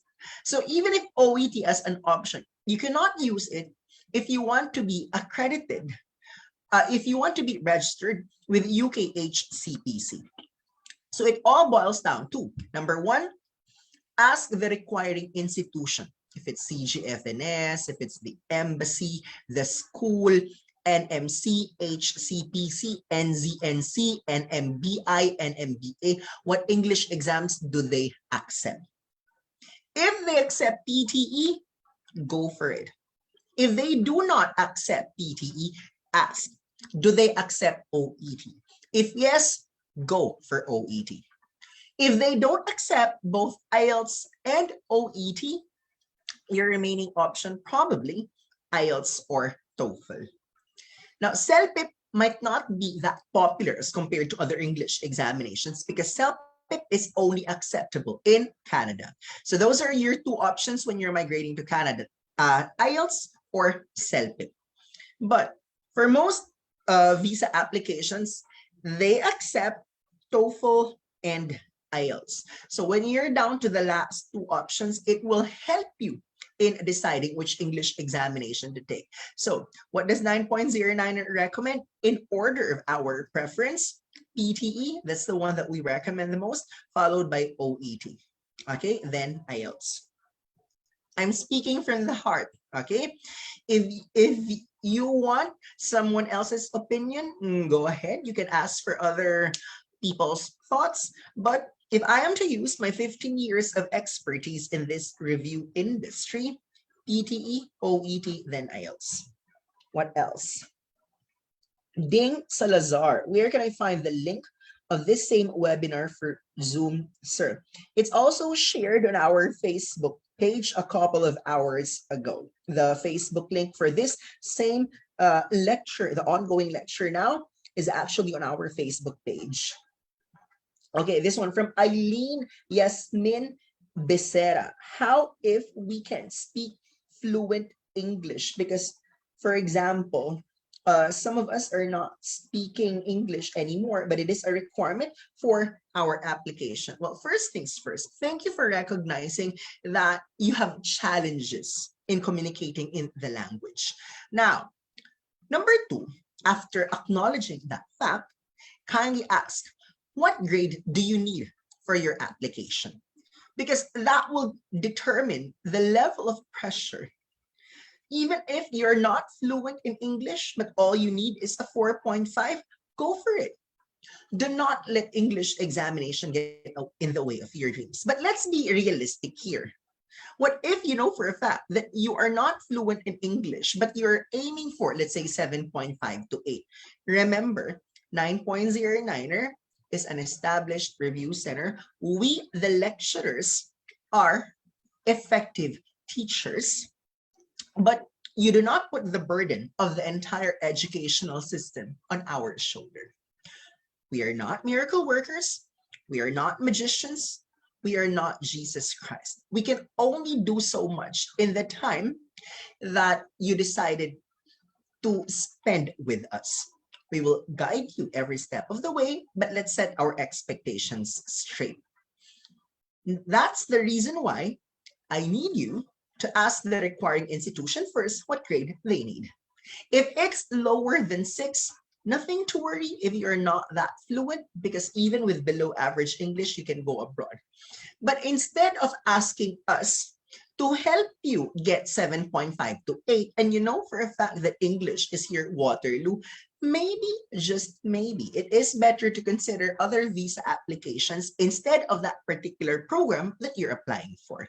Okay, we will work together. Rest assured that we do our part, but sometimes let's be more realistic. Okay, let's move on. Marvin Mariano commented, thank you, sir, because I'm a butcher and 4.5 is the passing score. And that's what I need to, that's why I need to pass. Thank you for your response. Marvin, do not lose sleep. Do not fret. 4.5 is very attainable. Okay, from Frida Garcia.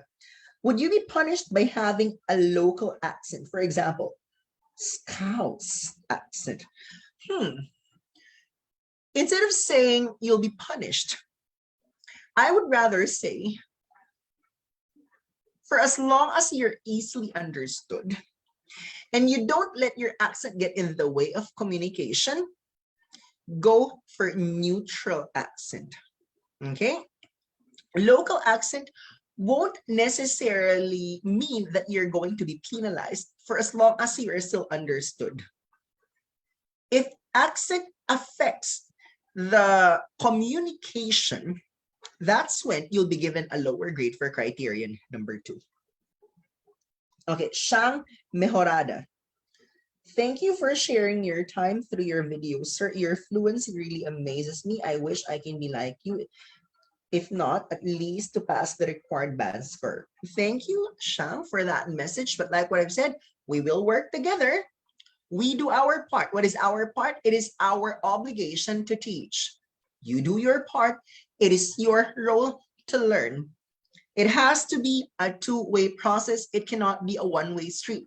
No matter how often we conduct lectures and open 500 coaching slots per day, if you don't devote time to attend lectures and if you don't book one-on-one coaching session, then we cannot be at fault anymore. All you have to do is to maximize what we are offering you. Okay? Peter Castillo, do you have any advice on how to turn back if you're out of topic in task 2? That's why you have your task card with you. Always look at the task card in order for you to be reminded of what topic are you supposed to talk about, because that's the only way for you to know if you are off topic or not. Go back to the task card. Let's see if we have more questions.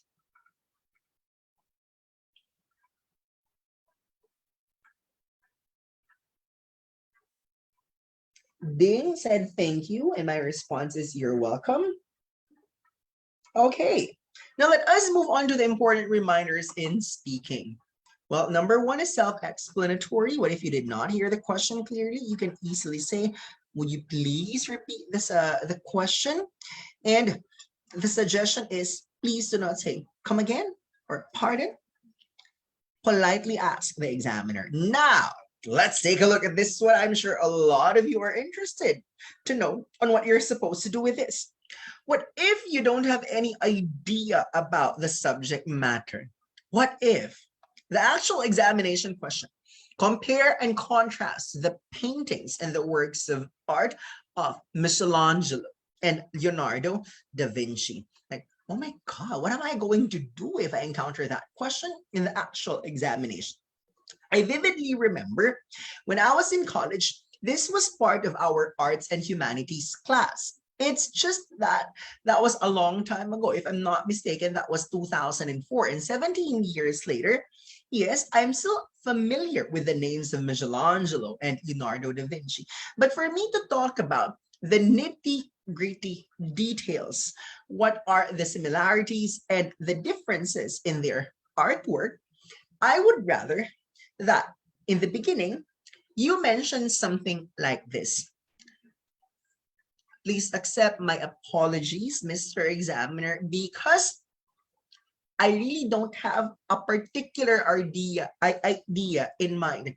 I'm not that familiar with this subject matter, but still, I'll try talking to the best of my knowledge. I may be wrong, but this is my understanding of that topic. What is the point of that disclaimer?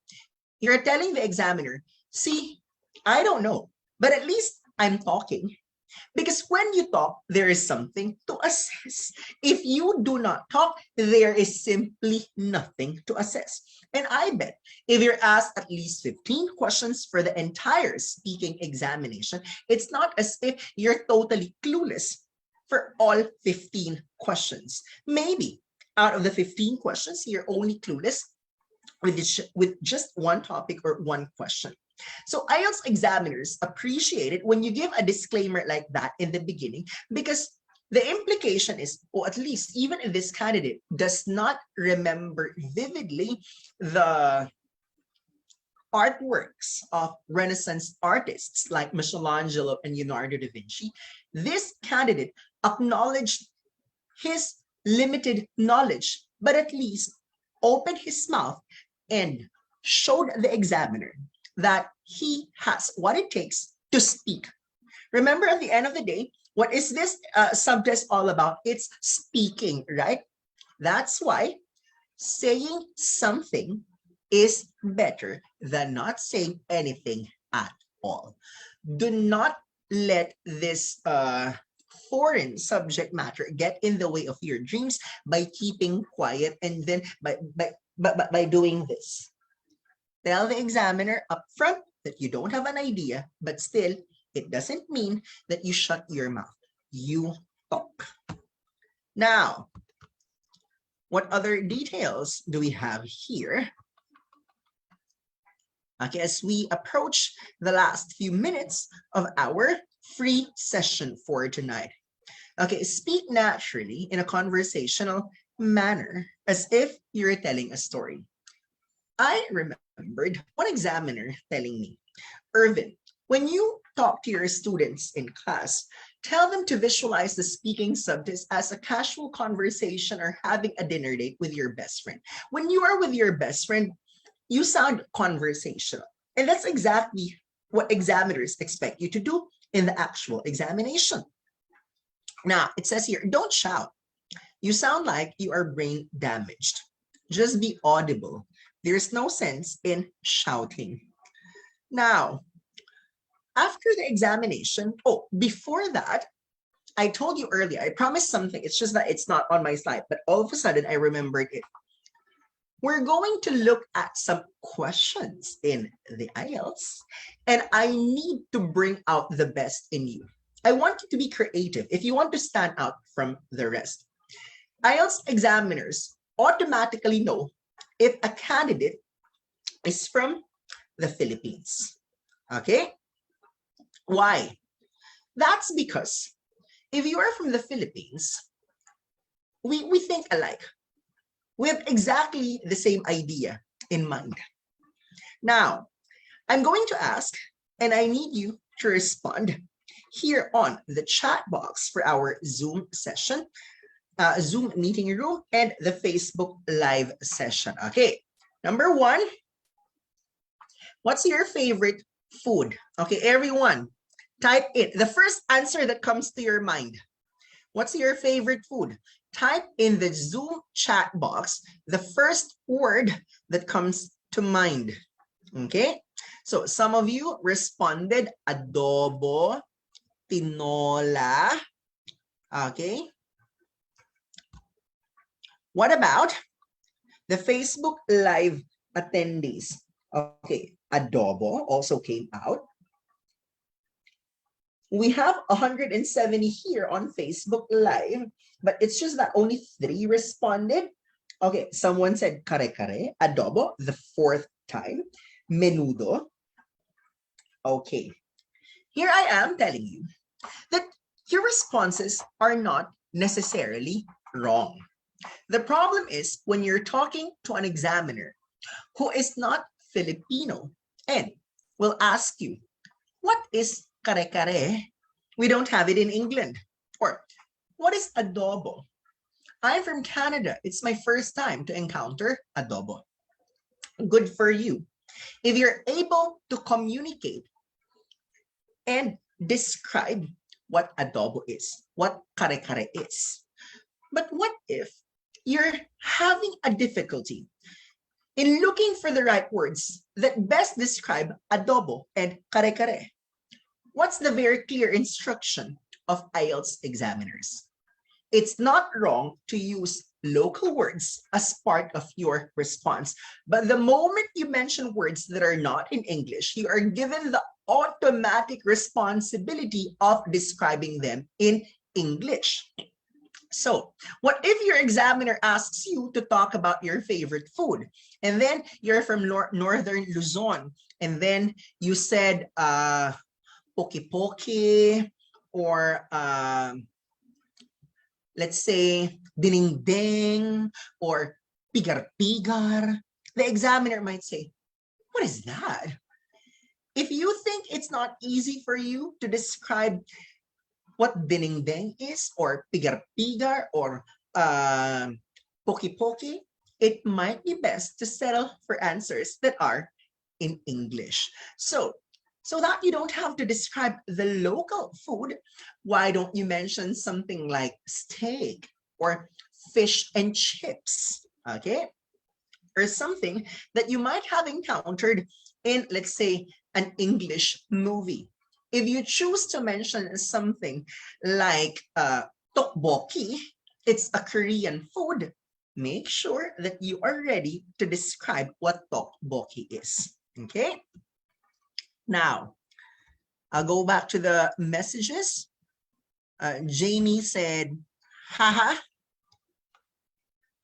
Pawi, pigar-pigar for the win. Yes. Pangasinense delicacy, or viand rather. What about here on our Facebook Live? Dinakdakan with a haha emoji. Now, let's try this one. Remember what I told you? When IELTS examiners want you to be smart and creative. Now, my next question for you guys. Tell me something about an interesting animal. Okay, go ahead. Use the chat box or the comments section. The first animal that comes to mind when you are asked to talk about an interesting animal. Okay. Wow. There's wait. Medyo mabilis ang pag-type. Llama. O ikaw na sa llama. Mouse, cheetah, cat. For cats, dog. Why? Every single day, when examiners ask this question, they always hear cat and dog. It's as if at the back of their mind, are there no other animals on planet Earth? Is it just dog? Is it just cat? What about the, oh, you see how many responded cat, meaning to say that's just way too common. Dolphin, yes, a very smart animal. Sloth, oh, good on ya, Paul Hontanosas, for saying sloth is an interesting animal. In fact, I'm going to share something that you might want to add if you mention sloth in the actual examination.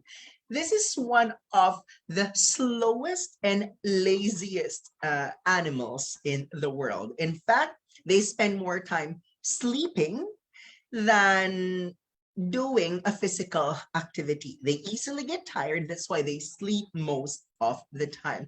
How I wish that I can live my life just like a sloth with more rest than work. Something like that. So congratulations, Paul Hontanosas, for giving such a creative answer. Michelle said hamster.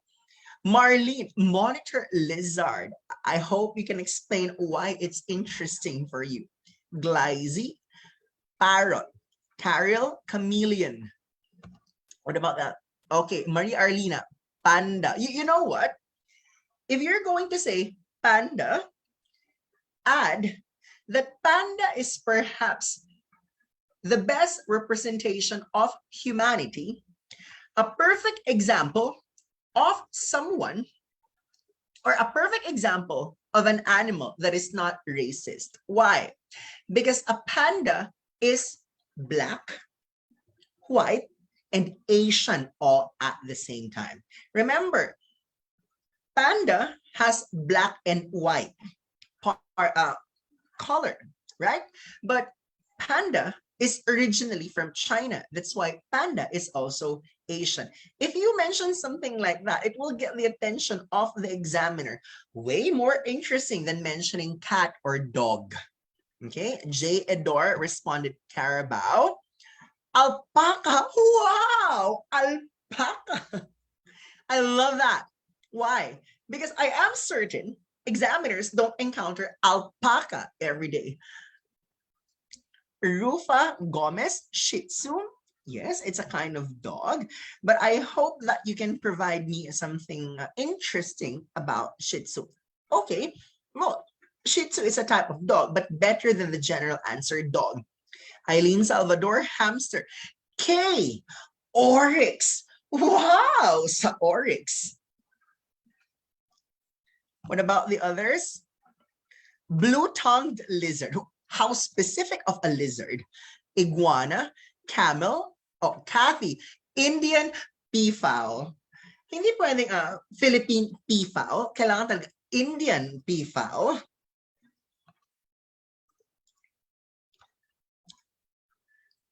Okay, there are more answers here, but I also want the Facebook Live. I also want to read the response of the Facebook Live attendees. May I see?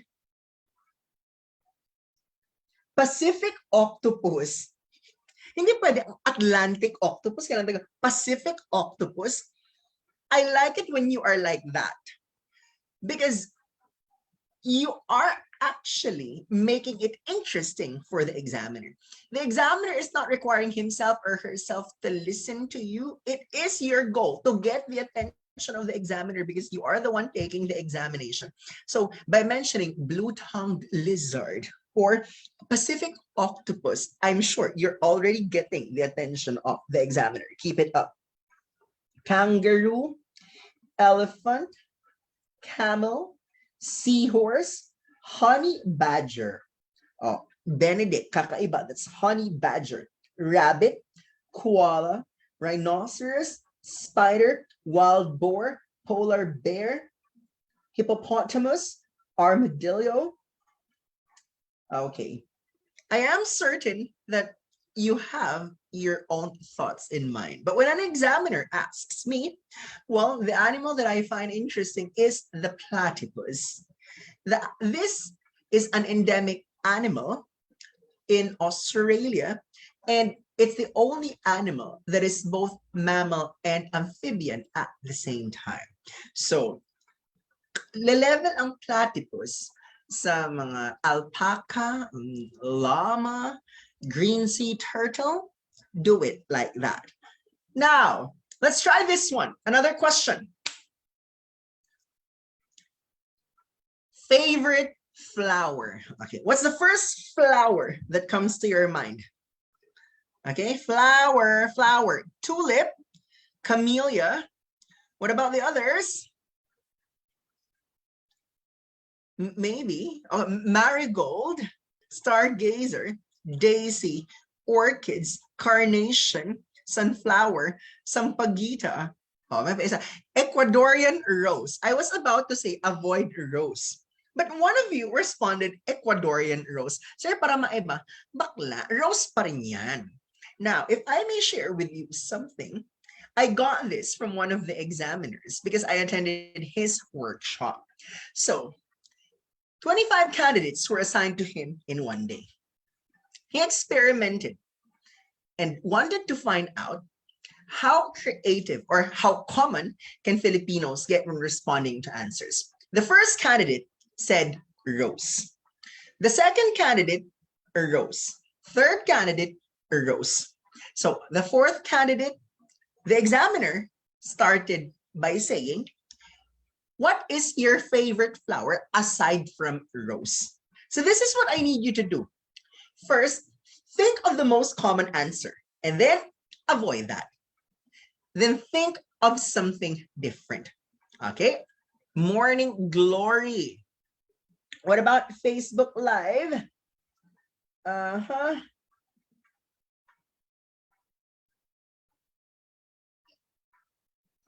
Tulip, peony, hibiscus, lily, sunflower, chrysanthemum, rose, zinnia, sampaguita. Okay, daffodil. Oh, actually, that's my response. But here, daffodil came from Daffodil Hainvilla. Maybe her parents named her after daffodil. I remembered my second IELTS when my examiner asked me to talk about an interesting flower. And I did not say rose. I started my response by saying, oh, definitely. They're the dashing daffodils of Florida. I didn't just say daffodil, but I said dashing. So if you can be more creative, like mentioning peony, dandelion, the amaryllis, and the likes of daffodil, you're already one step closer. Why? Because you're making it exciting for the examiner. The examiner knows that he is in it to learn something new. Okay? Now, let us move on to what you're supposed to do after the examination. Number one, thank the examiner, leave the room, do not ask for your score. So examiners are not allowed to divulge the score that examiners plural that they gave you for fluency, pronunciation, vocabulary, grammar. Assess yourself without asking the examiner to tell you what score he or she gave you. Well, even before COVID, they are not asking you to initiate the handshake. How much more now during the time of COVID-19, and we have this new variant, the Omicron variant. So those are what you're supposed to do after the examination.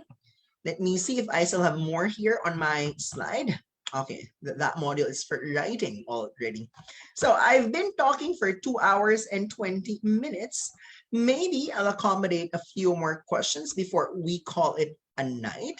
So here on our Zoom chat box, I don't have questions yet.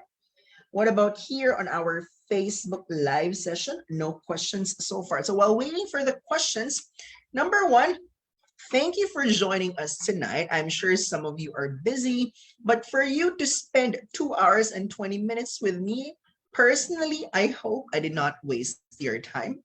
This is going to be shared on our Facebook page right after the Facebook live session.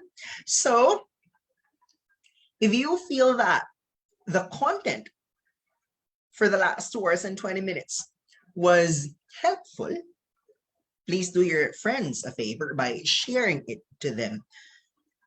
Quality information does not need to be expensive, or it doesn't come with a price all the time. Sometimes it's available free of charge. So you can just share that to your friends by tagging them, or you can share it on your Facebook wall. Okay. So Maria asked, is this review applicable for general IELTS? Yes, that's because in the actual examination, speaking subtest is exactly the same for academic and general training. The major difference is in writing task 1, where academic candidates are required to write a statistical report, that's writing task 1, whereas the general training candidates are required to write a letter. Now, here's a question from, where's that? Karina, excuse me, sir. Just to confirm, do we need to finish the whole month of review before we schedule ourselves to take the exam? Or as you said, it depends on the coach. It depends on your progress. On the average, if you're going to US, 1 to 2 months. If you're going to countries that require a higher band score, let's say UK or Ireland, that's when I recommend 2 to 3 months. But if you are targeting 7 across the board, in all 4 subtests, the usual requirements of Australia and New Zealand, minimum of 3 months. But remember, that's the progress of an average person. If you're a fast learner, you can take the examination in less than a month. How many months do we have to review? I think I've mentioned it. I think this was typed before my response to the previous question. So that response is still applicable for your question, Miss Michelle. Pawi, thanks for the time. Everything's useful. Walang tapon. Thank you for appreciating. What about the Facebook Live? Maybe there are questions here that I can answer for you. Mag said, thank you. It's an interesting discussion, but we're trying our best not to waste your time. So if we can make it informative and fun-filled at the same time, that's the brand of 9.09er. Okay, from Sylvester Martin Gayaw. Daghang salamat, sir. Why sa pa yan, sir? Okay, thank you. Max, what is the band score for US? Well, if you're a nurse or a medical technologist going to the United States of America, a 7 in speaking, 6.5 overall band score, regardless of your grades in listening, reading, and writing. That is, if you are a healthcare professional applying for EB3 immigrant visa. Okay, Genesis Christian Flores Palad. Thank you, sir. I'm a newbie here and also an aspirant to migrate in other countries. Okay, we will help each other. You maximize the sessions that we are offering. All you have to do is to devote time for your review. Ivan Aquino, remarkable discussion as always. Thank you for appreciating. What about the other comments here? I'm hoping for a passing score on Saturday. I'm taking a general training. Okay, I'll pray that the stars will align. I am sure you did your part during your review proper. So now we just have to pray for God's divine providence to be with you on the day of the examination, and praying that the questions that will come out on the day of your examination are those that you have studied prior to the examination, because familiarity definitely bridges the gap. About the others, what is the most important way to extend our vocabulary? The easiest and the most common way? Well, if you can learn 1 word a day, 1 or 2 words a day. Now, I also recommend that you read newspaper or journal, okay? The published articles that have gone through the process of editing and proofreading. avoid what you see on Facebook because anyone can post information there.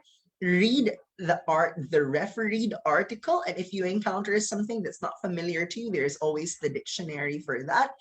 At least when you encounter a new word, it will build your vocabulary at the same time, and then learn from the writing style of established authors.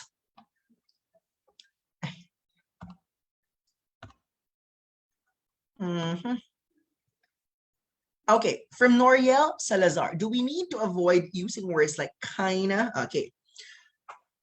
Gonna, watcha, know I'm saying, kinda, whatchamacallit.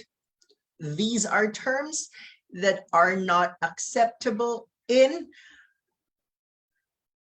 conversational IELTS, meaning to say speaking, okay? At the same time, you have to avoid them in the writing subtest, because that's a formal subtest where slang is not welcome, okay?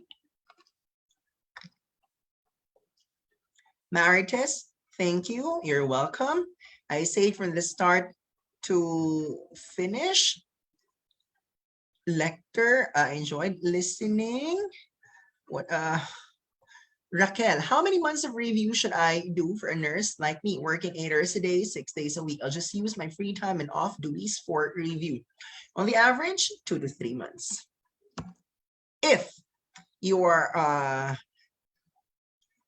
work gets in the way of your preparation, might be best to allot 2 to 3 months. If your employer requires you to take the examination soon, drop your employer because you will never run out of jobs. Okay, well, I guess that's it.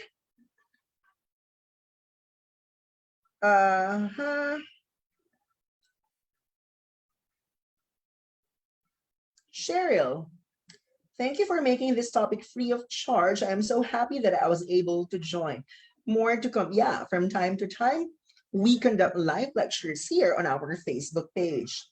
Mark Litimko, I just enrolled in your program. I like the dashboard. It's all in one platform. That's why our Niner mobile app is always included in the world's top 200 mobile apps, because the moment they start to explore their dashboard, in the beginning, it gets to be overwhelming, but when you're familiar with how it works, it gets to be addictive because everything that you need is already there.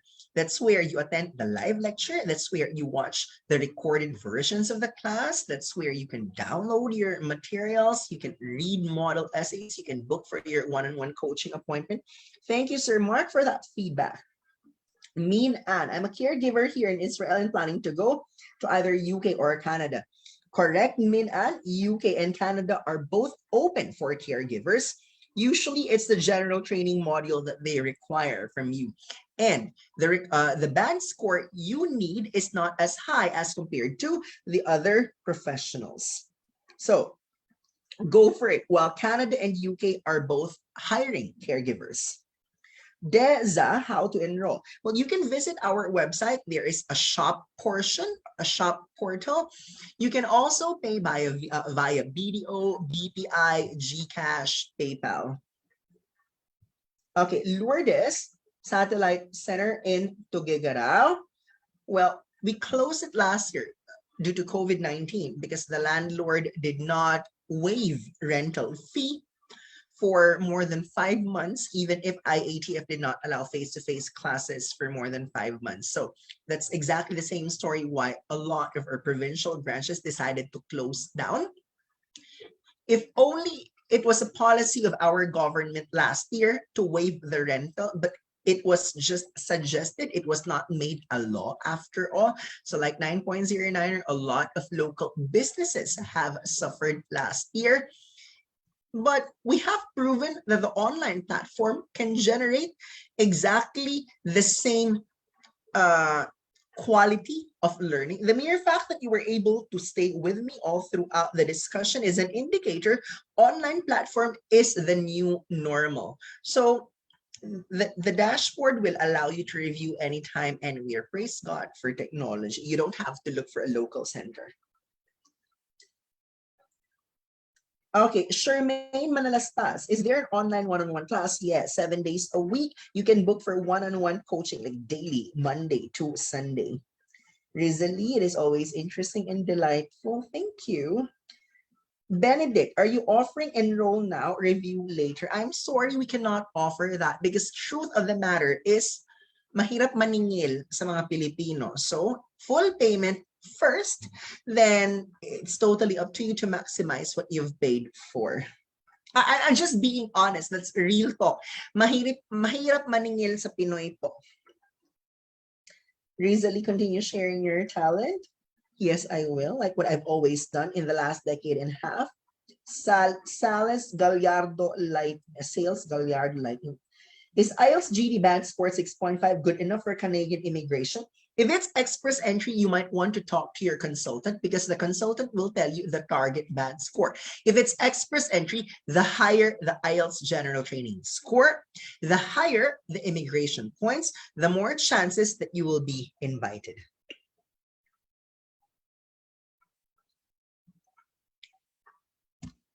Okay, maybe last two questions. Then let's call it a night because I still have to respond to the Facebook messages. To those who greeted me 2 days ago, I'm sorry if I've not responded up until now because I prioritized the concerns over the greetings. But thank you for your love. My heart was so full on Tuesday.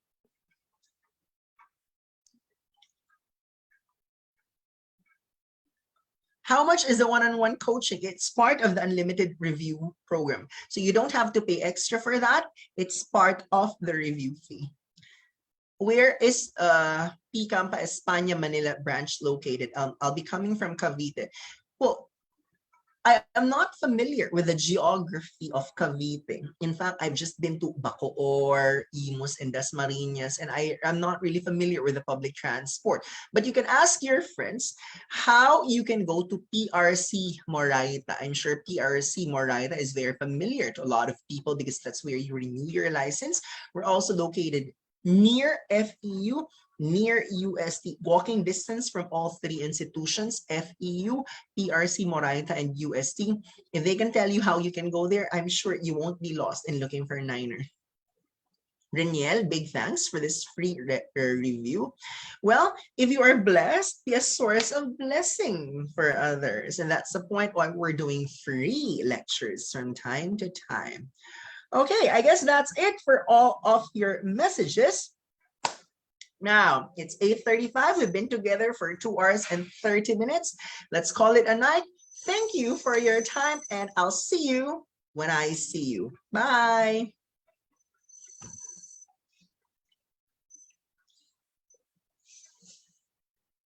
How do I end this one?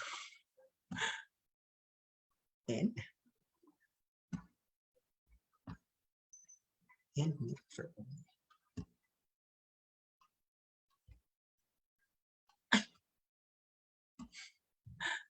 Brian is teaching now. I don't know how to end this.